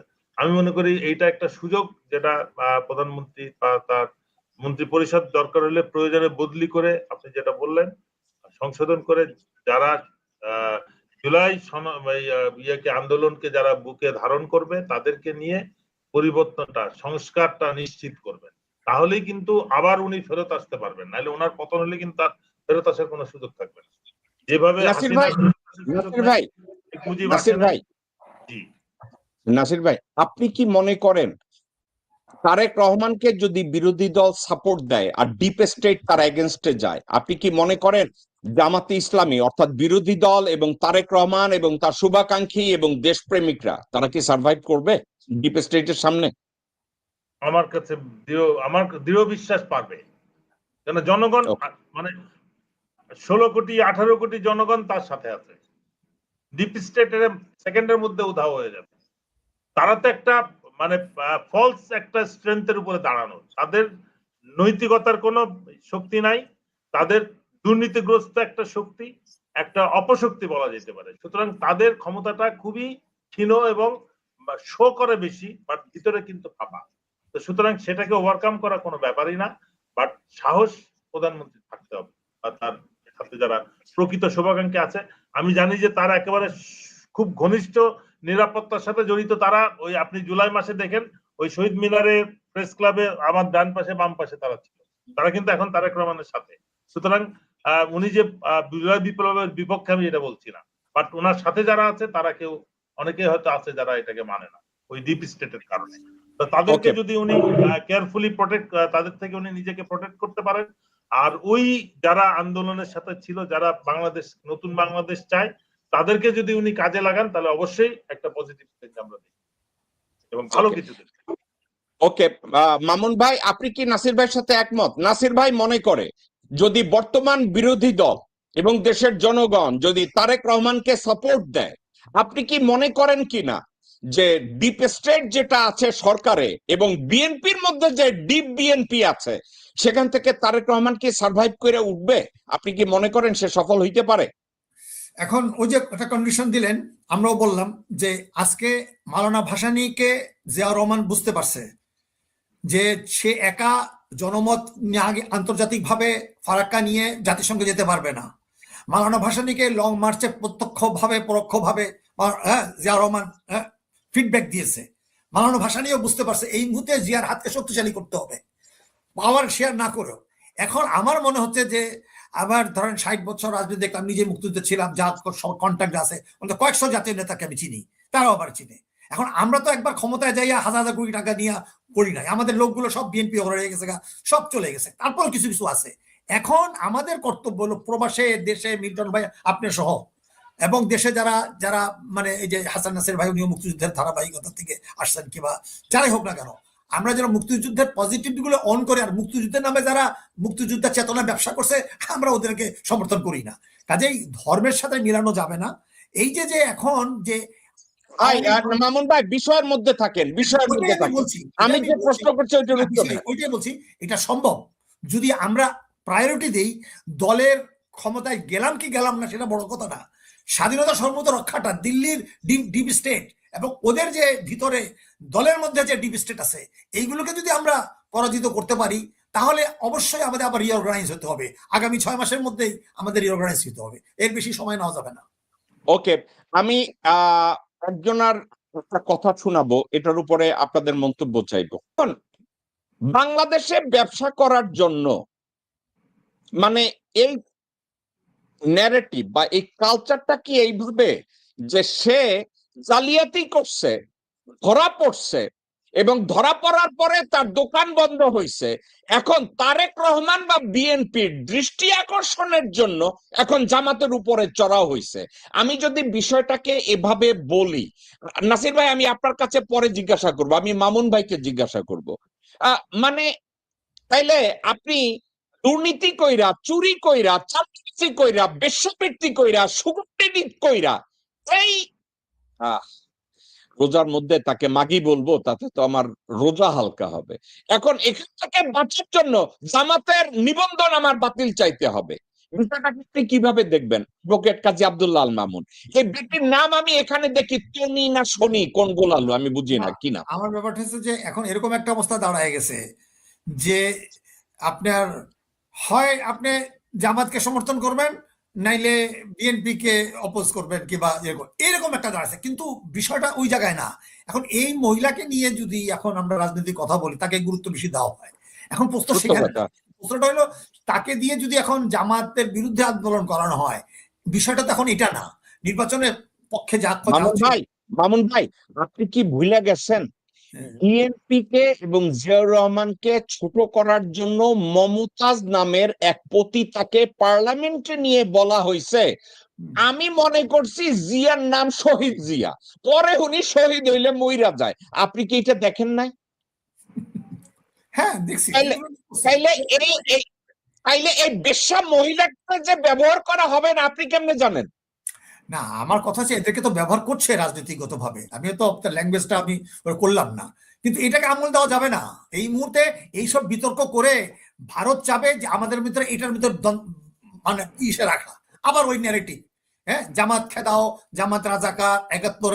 আমি না সেটা আমি বুঝছি, কিন্তু আমার কথা হইতেছে ধরেন এই বেটি হয়তো ধরেন কোন জায়গার ব্যবসায়ী, এখন চামড়ার ব্যবসায়ী না কাপড়ের ব্যবসায়ী জানি না, সে কি করছে, আইসা আপনারে মিরপুরের তৈরি কাপড় চোপড় বা টাঙ্গাইলের তৈরি কাপড় চোপড়ের আইসা কইছে ধরো এটা মেড ইন পাকিস্তান, যেটা জিনজিরায় করে মেড ইন আমেরিকা, আসলে বাংলাদেশের তৈরি।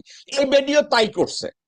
এখন বেডি ধরা পড়ে গেছে, ভোক্তা অধিদপ্তর তার স্টোর বন্ধ করে দিছে। এখন সে যায় ঘুষ দিবে, তুই ঘুষ দে, তুই ভোক্তা অধিদপ্তরের লোকজনরা ঘুষ দিয়ে তোর দোকান ওপেন কর, কিন্তু সে এইটা না কইরা জামাতের নিবন্ধন বাতিল চায়, এটা কি ভাই? ওই যে রাজনৈতিক ভাবে সে ফায়দা নিতে চায়, মানুষকে সস্তা দিতে চাচ্ছে, যে সে রাজনৈতিক ভাবে ভিকটিম হয়েছে, ওইটা বলতে চাচ্ছে সে। ও আচ্ছা আচ্ছা আচ্ছা, বুঝছি ভাই, বুঝছি। নাসির ভাই, আহ, আমি এই এই এই মহিলা, এই সোশ্যাল প্রস্টিটিউট, এ ভোক্তা অধিদপ্তরে যাইয়া ভাই ঘুষ দিবে, আমার দিকে ভাই তাকাইছে, আমার এই ব্যবসাটা করতে দে। তো সে কোন কাজ খুঁজে পাইলো না, যে বেটি লেখাপড়া জানে না, যে এর ব্যাকগ্রাউন্ড সার্চ করতে গিয়ে দেখছি যে এই বুইরা বুইরা লোকজনদেরকে ধরে দইরা সুগার ড্যাডি বানায়, তাগো কাছ থেকে পয়সা নেয়, নিয়া ব্যবসা করে। ভাই কর, তুই খুশি তাই কর, তোর ব্যক্তি জীবন, আমি কিছু জানি না। কিন্তু হঠাৎ কইরা তোর মতো রাস্তার 2 পয়সার এক বেটি কেমনে এসে হঠাৎ করে কয় জামাত ইসলামের নিবন্ধন বাতিল চায়? মানে নাসির ভাই, এটা কি হইলো? আর এদেরকে আপনি দেখবেন জামাত যদি কোনদিন ক্ষমতা আসে, এরা আবার ওই বিএনপি আওয়ামী লীগের বিরুদ্ধে কথা বলতেছে। এই মহিলাই আপনার কথা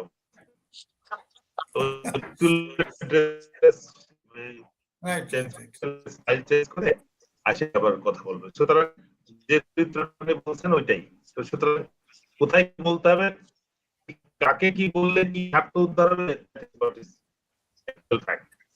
তাদের মানে এই মুহূর্তে এই মহিলা ভোক্তা অধিদপ্তরেরও পয়সা দিতে চাইতেছে না। নারী কোটা না না, আপনার সংরক্ষিত নারী কোটায় ঢোকার চেষ্টা করতেছে। ওকে, না আরো একটা হইতে পারে নাসির ভাই, আপনার মনে আছে বাংলাদেশে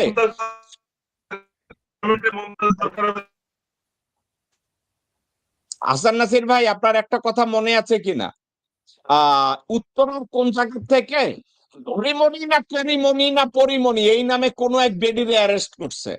এখন অ্যারেস্ট করার পরে সাংবাদিকদের সাথে যখন কথা বলতে বসছে, এই ধরিমণি আর করিমণি কোনো বিষয়ে কথা কয় না, খালি কয় আমি বেনজিরের লগে দেখা করতে চাই, আমি বেনজিরের লগে কথা কইতে চাই।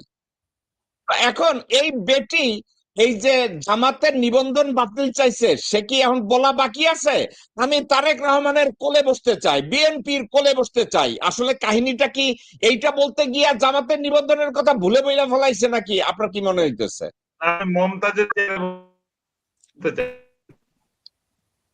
নাসির ভাই, আপনার মাইক্রোফোনটা আবার উল্টাপাল্টা করতেছে, আপনার কোনো কথা শুনতেছি না ভাই। ওকে মামুন ভাই, আমাদের সময়, চাই মামুন ভাই আমি আপনার কথা শুনতেছি না, মোটেই শুনতেছি না। আমি বলছি যে আপনি কি একটা দেখছেন যে একজন মন্তব্য করছে এই তনিরে দিয়ে, তনির যে একটা গার্লফ্রেন্ড আছে, এই যে ইসের আপনার পিনাকির একজন মন্তব্য করছে, হ্যাঁ, তাকে দিয়ে এক্স গার্লফ্রেন্ড, হ্যাঁ পিনাকির, তাকে দিয়ে নাকি নাকি একে নিয়ে মানে জামাতের বিরুদ্ধে এইগুলো করাইছে। এই ওকে ওকে ভাই, এখানে মন্তব্যতে আপনার ওই বাংলাদেশের ডিপ স্টেট আর বিএনপির চেলাচামুন্ডা আমারে গালি দেয়, আপনারে গালি দেয়, বাদ দেন। ওকে মামুন ভাই, আমাদের আলোচনা এখানে আমি শেষ করব। আজকের আলোচনাটা আপনাকে দিয়ে আমি প্রথম কনক্লুশন করব, প্লিজ মামুন ভাই। আচ্ছা, এখন ধন্যবাদ। আজকের যে আলোচনাটা করছেন, মাত্র 3-4 দিন হলো উনি শপথ নিয়েছে, 17 তারিখ, আজকে হলো 21শে ফেব্রুয়ারি। আমাদের মানে সে একটা আবেগের বলেন, যাই বলেন না কেন, তো সেই দিক থেকে যদি আমরা চিন্তা করি যে আমরা 54 বছর পার হয়ে 55 বছরে আমরা পদার্পণ করলাম, তো সেখানে আমরা যদি মনে করি যে নতুন একটা সরকার ক্ষমতা নিয়েছে এবং সেইখানে আমরা এত রক্তপাতের মধ্যে দিয়েও আমরা একটা লক্ষিত হিসেব বুঝতে পারি নাই, তাহলে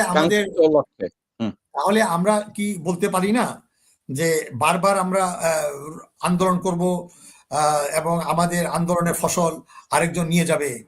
তো এইখানে যে আমাদের একটা ব্যর্থতা বলেন, সফলতা বলেন, যে আমাদের একটা রাজনৈতিক শূন্যতার সাথে নেতৃত্ব শূন্যতাও আছে। একসময় জিয়া রহমান একটা আদর্শ প্রতীক ছিল, শেখ মুজিবুর ছিল, আজকে আমাদের বাংলাদেশে একটা ন্যাশনাল লিডারের খুব দরকার, এবং সেইখানে খালেদা জিয়াও নাই। যত প্রতিকূলতার মধ্যেও থাকি না কেন, একটা বৈচিত্র্যের মধ্যে ঐক্য হওয়া উচিত। এখন তারেক জিয়াকে যদি আমরা মনে করি যে উনি যেভাবে হোক নির্বাচনের প্রশ্নে আমরা যারা করি নাই কিংবা আমরা এটাকে বিরোধিতা করছিলাম, কিন্তু এখন যেহেতু দায়িত্বে যিনি আসে, এখন ইউনূস সাহেবকে আমরা যেমন সহযোগিতা করার চেষ্টা করেছি, আমরা তাকে সহযোগিতা করব। এখন সেইখানে যদি আমাদের রাজনীতির মানে একটা গাইডলাইন দেওয়ার মতো যদি কালেকটিভ না হোক, দুই একজন জাতীয় নেতা যদি তার অভিজ্ঞতা দিয়ে সামনে না আসে, সবাই যদি মনে করে যে কোন দলে গেলে আমি মন্ত্রী হইতে পারবো, হয় জামাতে গেলে আমি এমপি হলে আমি জামাত করব, আর নাইলে বিএনপি করলে আমি মন্ত্রী হবো, এইটা হয়ে গেছে একটা বিরাজনীতিকরণ একটা ফসল। গত 54 বছরের মধ্যে জিয়া রহমান বলেন, কিংস পার্টি বলেন, এরশাদের কিংস পার্টি বলেন, মঈনের 2 বছর কিংস পার্টি বলেন, এখন এই যে বৈষম্যবিরোধী ছাত্র আন্দোলন পরে এরাও কিংস পার্টি হয়ে গেল, হাজার হাজার কোটি টাকা চাঁদাবাজি করলো। তো আজকে দেখুন সাধারণ মানুষ চিন্তা করতেছে যে আমরা যে একটা আন্দোলন করছিলাম, জনগণ আগায় গেছে, কোনো দল ছাড়াই কিন্তু বৈষম্যবিরোধী ছাত্র আন্দোলন 158 জনের মধ্যে 6 জনই হয়েছে, কিন্তু মানুষ বারবার প্রতারিত হচ্ছে। কাজে এখানে আমাদের বক্তব্য হলো যে রাজনীতিকে রাজনীতিবিদদের খাতে ছেড়ে দিতে হবে। আর রাজনীতির নামে বেশ্যাবৃত্তি হয়েছে, মুক্তিযুদ্ধের নামে মুক্তিযুদ্ধের চেতনা বিক্রি হয়েছে, ইসলামের নামে অনেক অনেক কিছু করছে, কেউ জামাতের ভিতরে ঢুকছে, সবকিছু আছে, কেউ ধোয়া তুলসী পাতা না। কিন্তু সব শেষে দেশটা যেহেতু আমাদের সকল মতেরই, কাজে এইখানে আমাদের জাতীয় ঐক্য অনিবার্য এবং এটা হতেই হবে। এবং সাধারণ কৃষক, শ্রমিক, মেহনতি মানুষকে সংগঠিত করতে হবে। প্রবাসে যারা আছে আমাদেরকে আবার মন্ত্র করতে হবে, কে ক্ষমতায় থাকলো কি ক্ষমতায় গেল। তার চেয়ে বড় কথা হলো আমরা ডিপ স্টেটের বিরুদ্ধে আমরা রুখে দাঁড়াবো, এবং ডিপ স্টেট নিয়ন্ত্রিত হচ্ছে সে ভারত থেকে। কাজেই এখানে আমরা মনে করি ওয়াকাররা এখনো সক্রিয়, সেক্রেটারিতে ওরা এখনো বসে রয়েছে, বিচার ব্যবস্থা তারা রয়েছে, মিডিয়া তারাই পরিচালনা করতেছে, ব্যবসা বাণিজ্য তারাই করতেছে। এই আমির খসরু মাহমুদ বলেন, মীরা আব্বাস বলেন, এই মাফিয়া গংরা এখনো আছে। তো আমরা কোনো দলেরকে আনুগত্য প্রকাশ করতে চাই না, আমরা একটা সিস্টেমের বিরুদ্ধে বলতে চাই। কাজে আমরা মনে করি এই হাদি নাই, কিন্তু আমরা সবাই হাদি। আবু সাইদ ভয়কে জয় করে আমাদের সামনে নিয়ে আসছে, কাজে এই ধারাটাকে অব্যাহত রাখতে হবে। কাজে আমাদের অসমাপ্তি বিপ্লবকে সম্পন্ন করতে হবে, এটাই সত্য কথা। আমাকে 2 সেকেন্ড একটু সময় দেন। আজকে 21শে ফেব্রুয়ারি উপলক্ষে আমি এটা বলছিলাম যে খুব একটা ছোট্ট, যে 2002 সালে তখন আপনি হাসিনা ক্ষমতায় ছিল, তখন আমি একটু বলে নেই আজকে 21শে ফেব্রুয়ারি উপলক্ষে। 21-এর ভাষা চির মুক্তির আশা, 21 এসেছে অস্ফুট অব্যক্ত বেদনায় আবার ফিরে, সেই পুরনো পথ ধরে, বাগাড়ম্বর কাগজে কলমে আর কবিতার সরোবরে সরোবরে সরোবরে রং বেরঙ্গের ভাষা সৈনিকেরা আর ভাড়াটে বুদ্ধিজীবীরাও উঠেছে মেতে বেশ কলরবে। ওই উগ্রবাদী বাঙালিত্বের ধ্বজাধারী তারাও আছে সাথে, হারানো মসনদ ফিরে পেয়ে জাকিয়ে বসে মহা উৎসবে।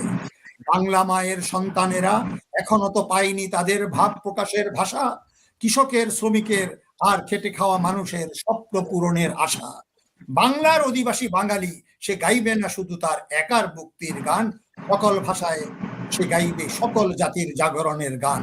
বিদ্রোহ বিপ্লবে সকল ভাষাই তার ভাষা, সকলের সাথে নতুন দুনিয়া আর নতুন সমাজ গড়াই তার সুপ্ত হৃদয়ের আশা।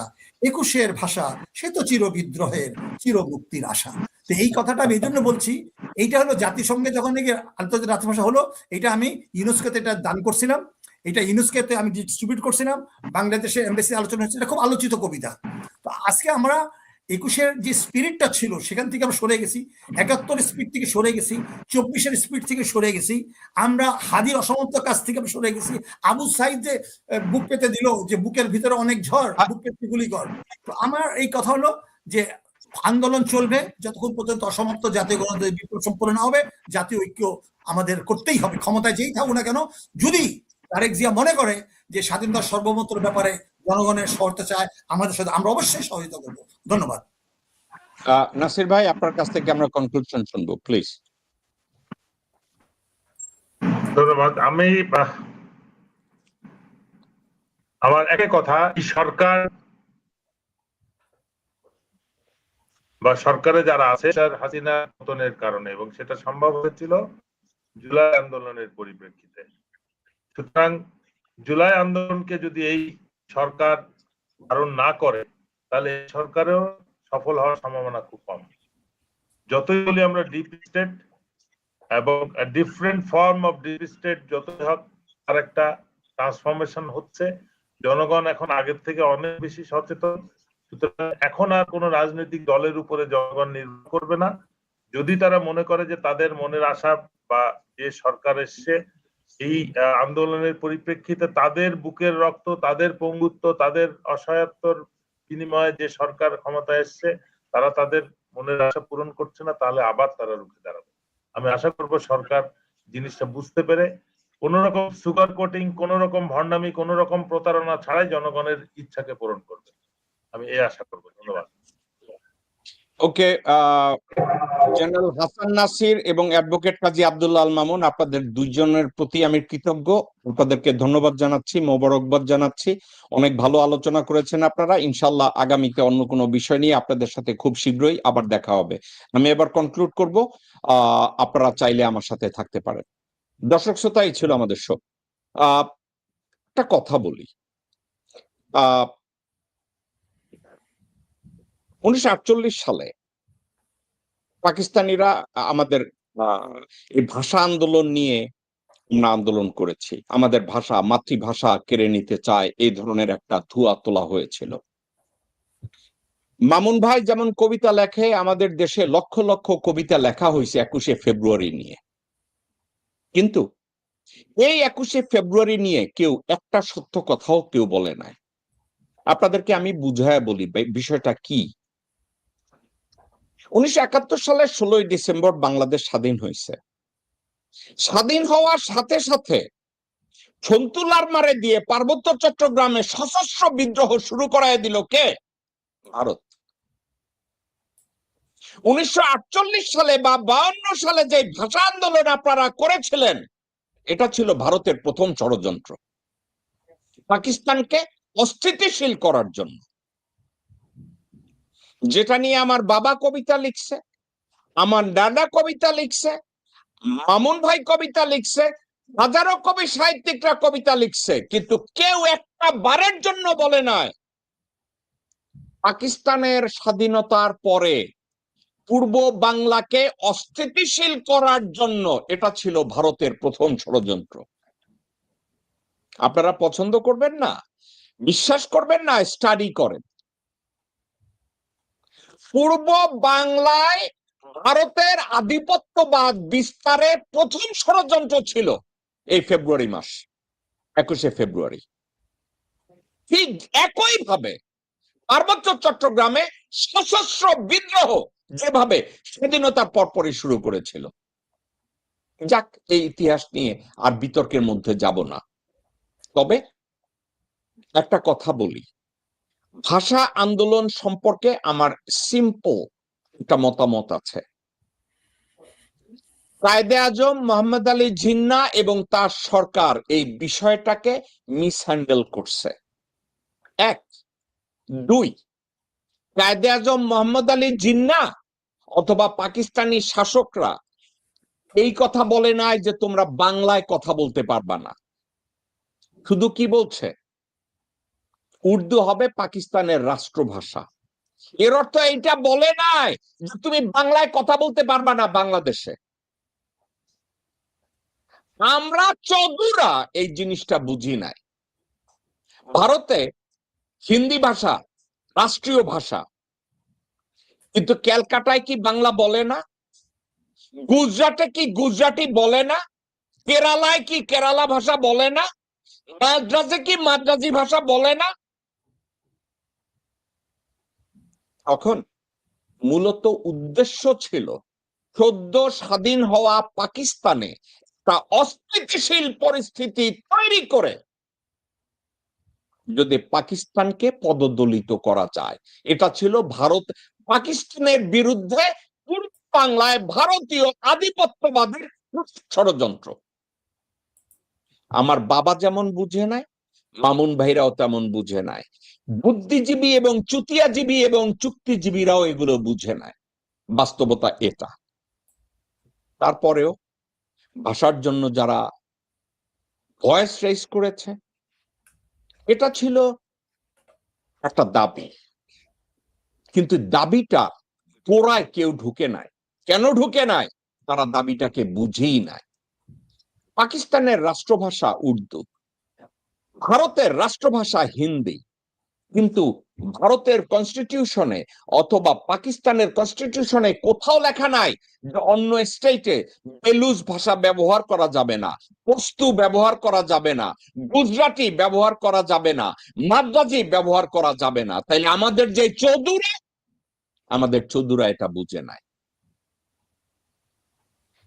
তো আমরা শহীদ মিনারকে যদি 2 ইঞ্চি বড় হয় এটাকে 200 ইঞ্চি বানাইছি। এটাও ভারতীয় আধিপত্যবাদ এবং আধিপত্যবাদের সফলতা। একটু চিন্তা করে দেখবেন বিষয়টা। এর আগে এটা নিয়ে আপনাদেরকে কেউ এভাবে বলে না, একটু চিন্তা করে দেখবেন। 2, তারেক রহমান, আপনি এবং বিএনপি সরকারকে আমরা উলঙ্গ করে সমালোচনা করতে পারি। আপনারা একটা অবৈধ পাতানো নির্বাচনের মাধ্যমে ক্ষমতায় এসছেন, যাক, অসুবিধা নেই। এখন একটা কথা তারেক রহমান আপনাকে বলি, আপনি বহু মানুষের দৃষ্টিতে আপনি অযোগ্য একজন মানুষ, অযোগ্য একজন নেতা। আপনার কাঁধে অনেক বড় একটা টাস্ক। তারেক রহমান, আমি যেই ফেরোর কথা বলছি, যে ফেরাউনের কথা বলছি, উনি একসময় টের পেয়েছে যে রাজপ্রাসাদে ওনার বিরুদ্ধে ষড়যন্ত্র হয়, আমনের মন্দিরে ওনার বিরুদ্ধে ষড়যন্ত্র হয়। উনি চেষ্টা করেছে এই আমনের মন্দির এবং প্রাসাদের ষড়যন্ত্রের বাইরে থেকে উনি ওনার সাপোর্টার সংগ্রহ করে উনি রাষ্ট্র পরিচালনা করেছিলেন। কে? ফেরো টুটানখামুন। এখন আপনি টুটানখামুন হতে পারবেন, আমি তা দেখি না, কিন্তু আমি ভুলও তো হতে পারি। হয়তো বা আপনার যোগ্যতা আছে, যে যোগ্যতাটা আমি জানি না, কারণ আপনারা তো ব্যক্তি হিসাবে আমি চিনি না। আপনার যেই লোকরা আজকের আপনার প্রশংসা করে আমার কাছে, আগামীকালকের ওই একই লোক আপনার বদনাম করে। আপনার সম্পর্কে আমার কোনো ধারণা নাই। আপনার অনেক শর্টকামিংস আছে যেগুলো নিয়ে আমি অনেক সময় সমালোচনা করি, কিন্তু আপনার সার্ভাইভাল এবং বাংলাদেশের সার্ভাইভাল এখন একত্রে এক সুতায় বাঁধা। আপনার সামনে একটা রাস্তা। সাবেক প্রধানমন্ত্রী হওয়ার চেয়ে প্রয়াত সরকার প্রধান হওয়ার ইজ্জত অনেক বেশি। মেজর আক্তার গতকালকের এই কথাটা বলছে, আমি মেজর আক্তারকে এর কৃতিত্ব দেব। মেজর আক্তার বলেছে একজন সাবেক প্রধানমন্ত্রীর চেয়ে বাংলাদেশে একজন প্রয়াত প্রধানমন্ত্রী বা প্রেসিডেন্টের সম্মান এবং গ্রহণযোগ্যতা এবং লেগেসি অনেক বড়। আপনার দলের সবচেয়ে বড় নেতৃত্ব থাকা লোকজনরা আপনারও পক্ষে নাই, ওরা দেশেরও পক্ষে নাই। আপনি যদি তাদেরকে কৌশলে, বুদ্ধিমত্তা দিয়ে, রিস্ক নিয়ে ডিপ স্টেটকে পরাজিত করে আপনি যদি নিজেকে এস্টাবলিশ করতে পারেন, বাংলাদেশ বেঁচে যাবে, আপনিও বেঁচে যাবেন, এবং আপনার বাবা এবং মায়ের কবরও সংসদ ভবনের পাশেই থাকবে। একটা কথা তারেক রহমান মনে রেখেন, মুজিবের কবর এখনো সারভাইভ করছে কারণ ওটা ঢাকার বাইরে, কিন্তু ভবিষ্যতে সারভাইভ করবে এই গ্যারান্টি কেউ দিতে পারে না। একটা কথা মনে রেখেন, আপনার উপরের সব রাগ মানুষ ঝাড়বে আপনার বাবা মায়ের কবরের উপর দিয়ে, আপনি যদি ব্যর্থ হন। আপনি ব্যর্থ হলে, আপনি যদি ডিপ স্টেটের কাছে নিজেকে বান্ধা দিয়ে দেশবাসীর আশা আকাঙ্ক্ষাকে জলাঞ্জলি দেন, আপনার বাবা মার কবরের উপরে মানুষ গিয়ে পায়খানা পেশাব করবে। বাবা মাকে গর্বিত করার জন্য যদি কিছু করার থাকে আপনি করেন। এটা করতে গেলে আপনার সামনে হিউজ টাস্ক। আমি জানি আপনার চারপাশে আপনি লোক বসিয়েছেন, চিরাচরিত রাজনীতিবিদদের না, কিন্তু বসিয়েছেন কতগুলো টোকাইকে। মাহাদি আমিনের মতো টোকাই আপনাকে সারভাইভ করাবে না, সালেহ শিবলির মতো লোকজনরা আপনাকে সারভাইভ করাবে না, ওয়াহিদুজ্জামানের মতো লোকজনরা আপনাকে সারভাইভ করাবে না। এরা হচ্ছে মিনিমি, ছোট শয়তান। এদের সবার স্বার্থ ইকোনমি অ্যান্ড পজিশন, টাকা এবং ক্ষমতা।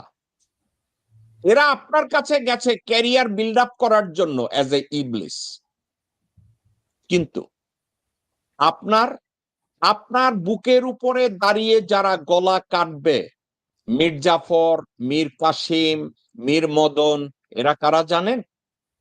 আব্দুল আউয়াল মিন্টু, আমির খসরু মাহমুদ চৌধুরী, হুমায়ুন, সালাউদ্দিন, তাবিত আউয়াল, ইসরাক, এরা গোর্খোদক আব্বাস, ফালু, শিমুল বিশ্বাস, এরা আপনার বুকের উপরে দাঁড়াইয়া আপনার গলা কাটবে।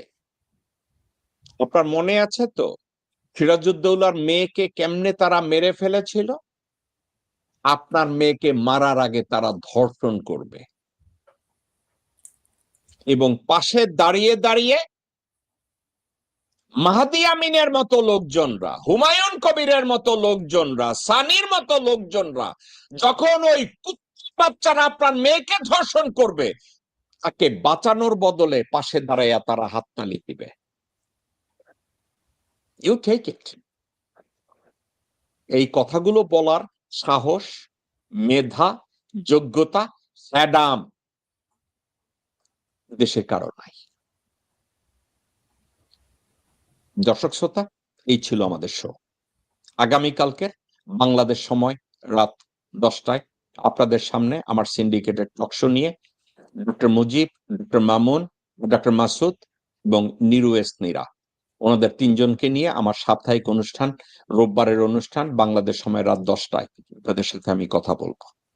আমার জন্য আপনারা দোয়া করবেন, আমিও আপনাদের জন্য দোয়া করি। যাওয়ার আগে ঠান্ডা মাথায় একটা কথা বলি, বাংলাদেশকে বাঁচানোর জন্য একটা থিওরি নিয়ে বসে থাকতে নাই, প্রত্যেকটা থিওরিকে কাজে লাগিয়ে আমার এক্সপেরিমেন্ট করে সামনে এগোতে হয়।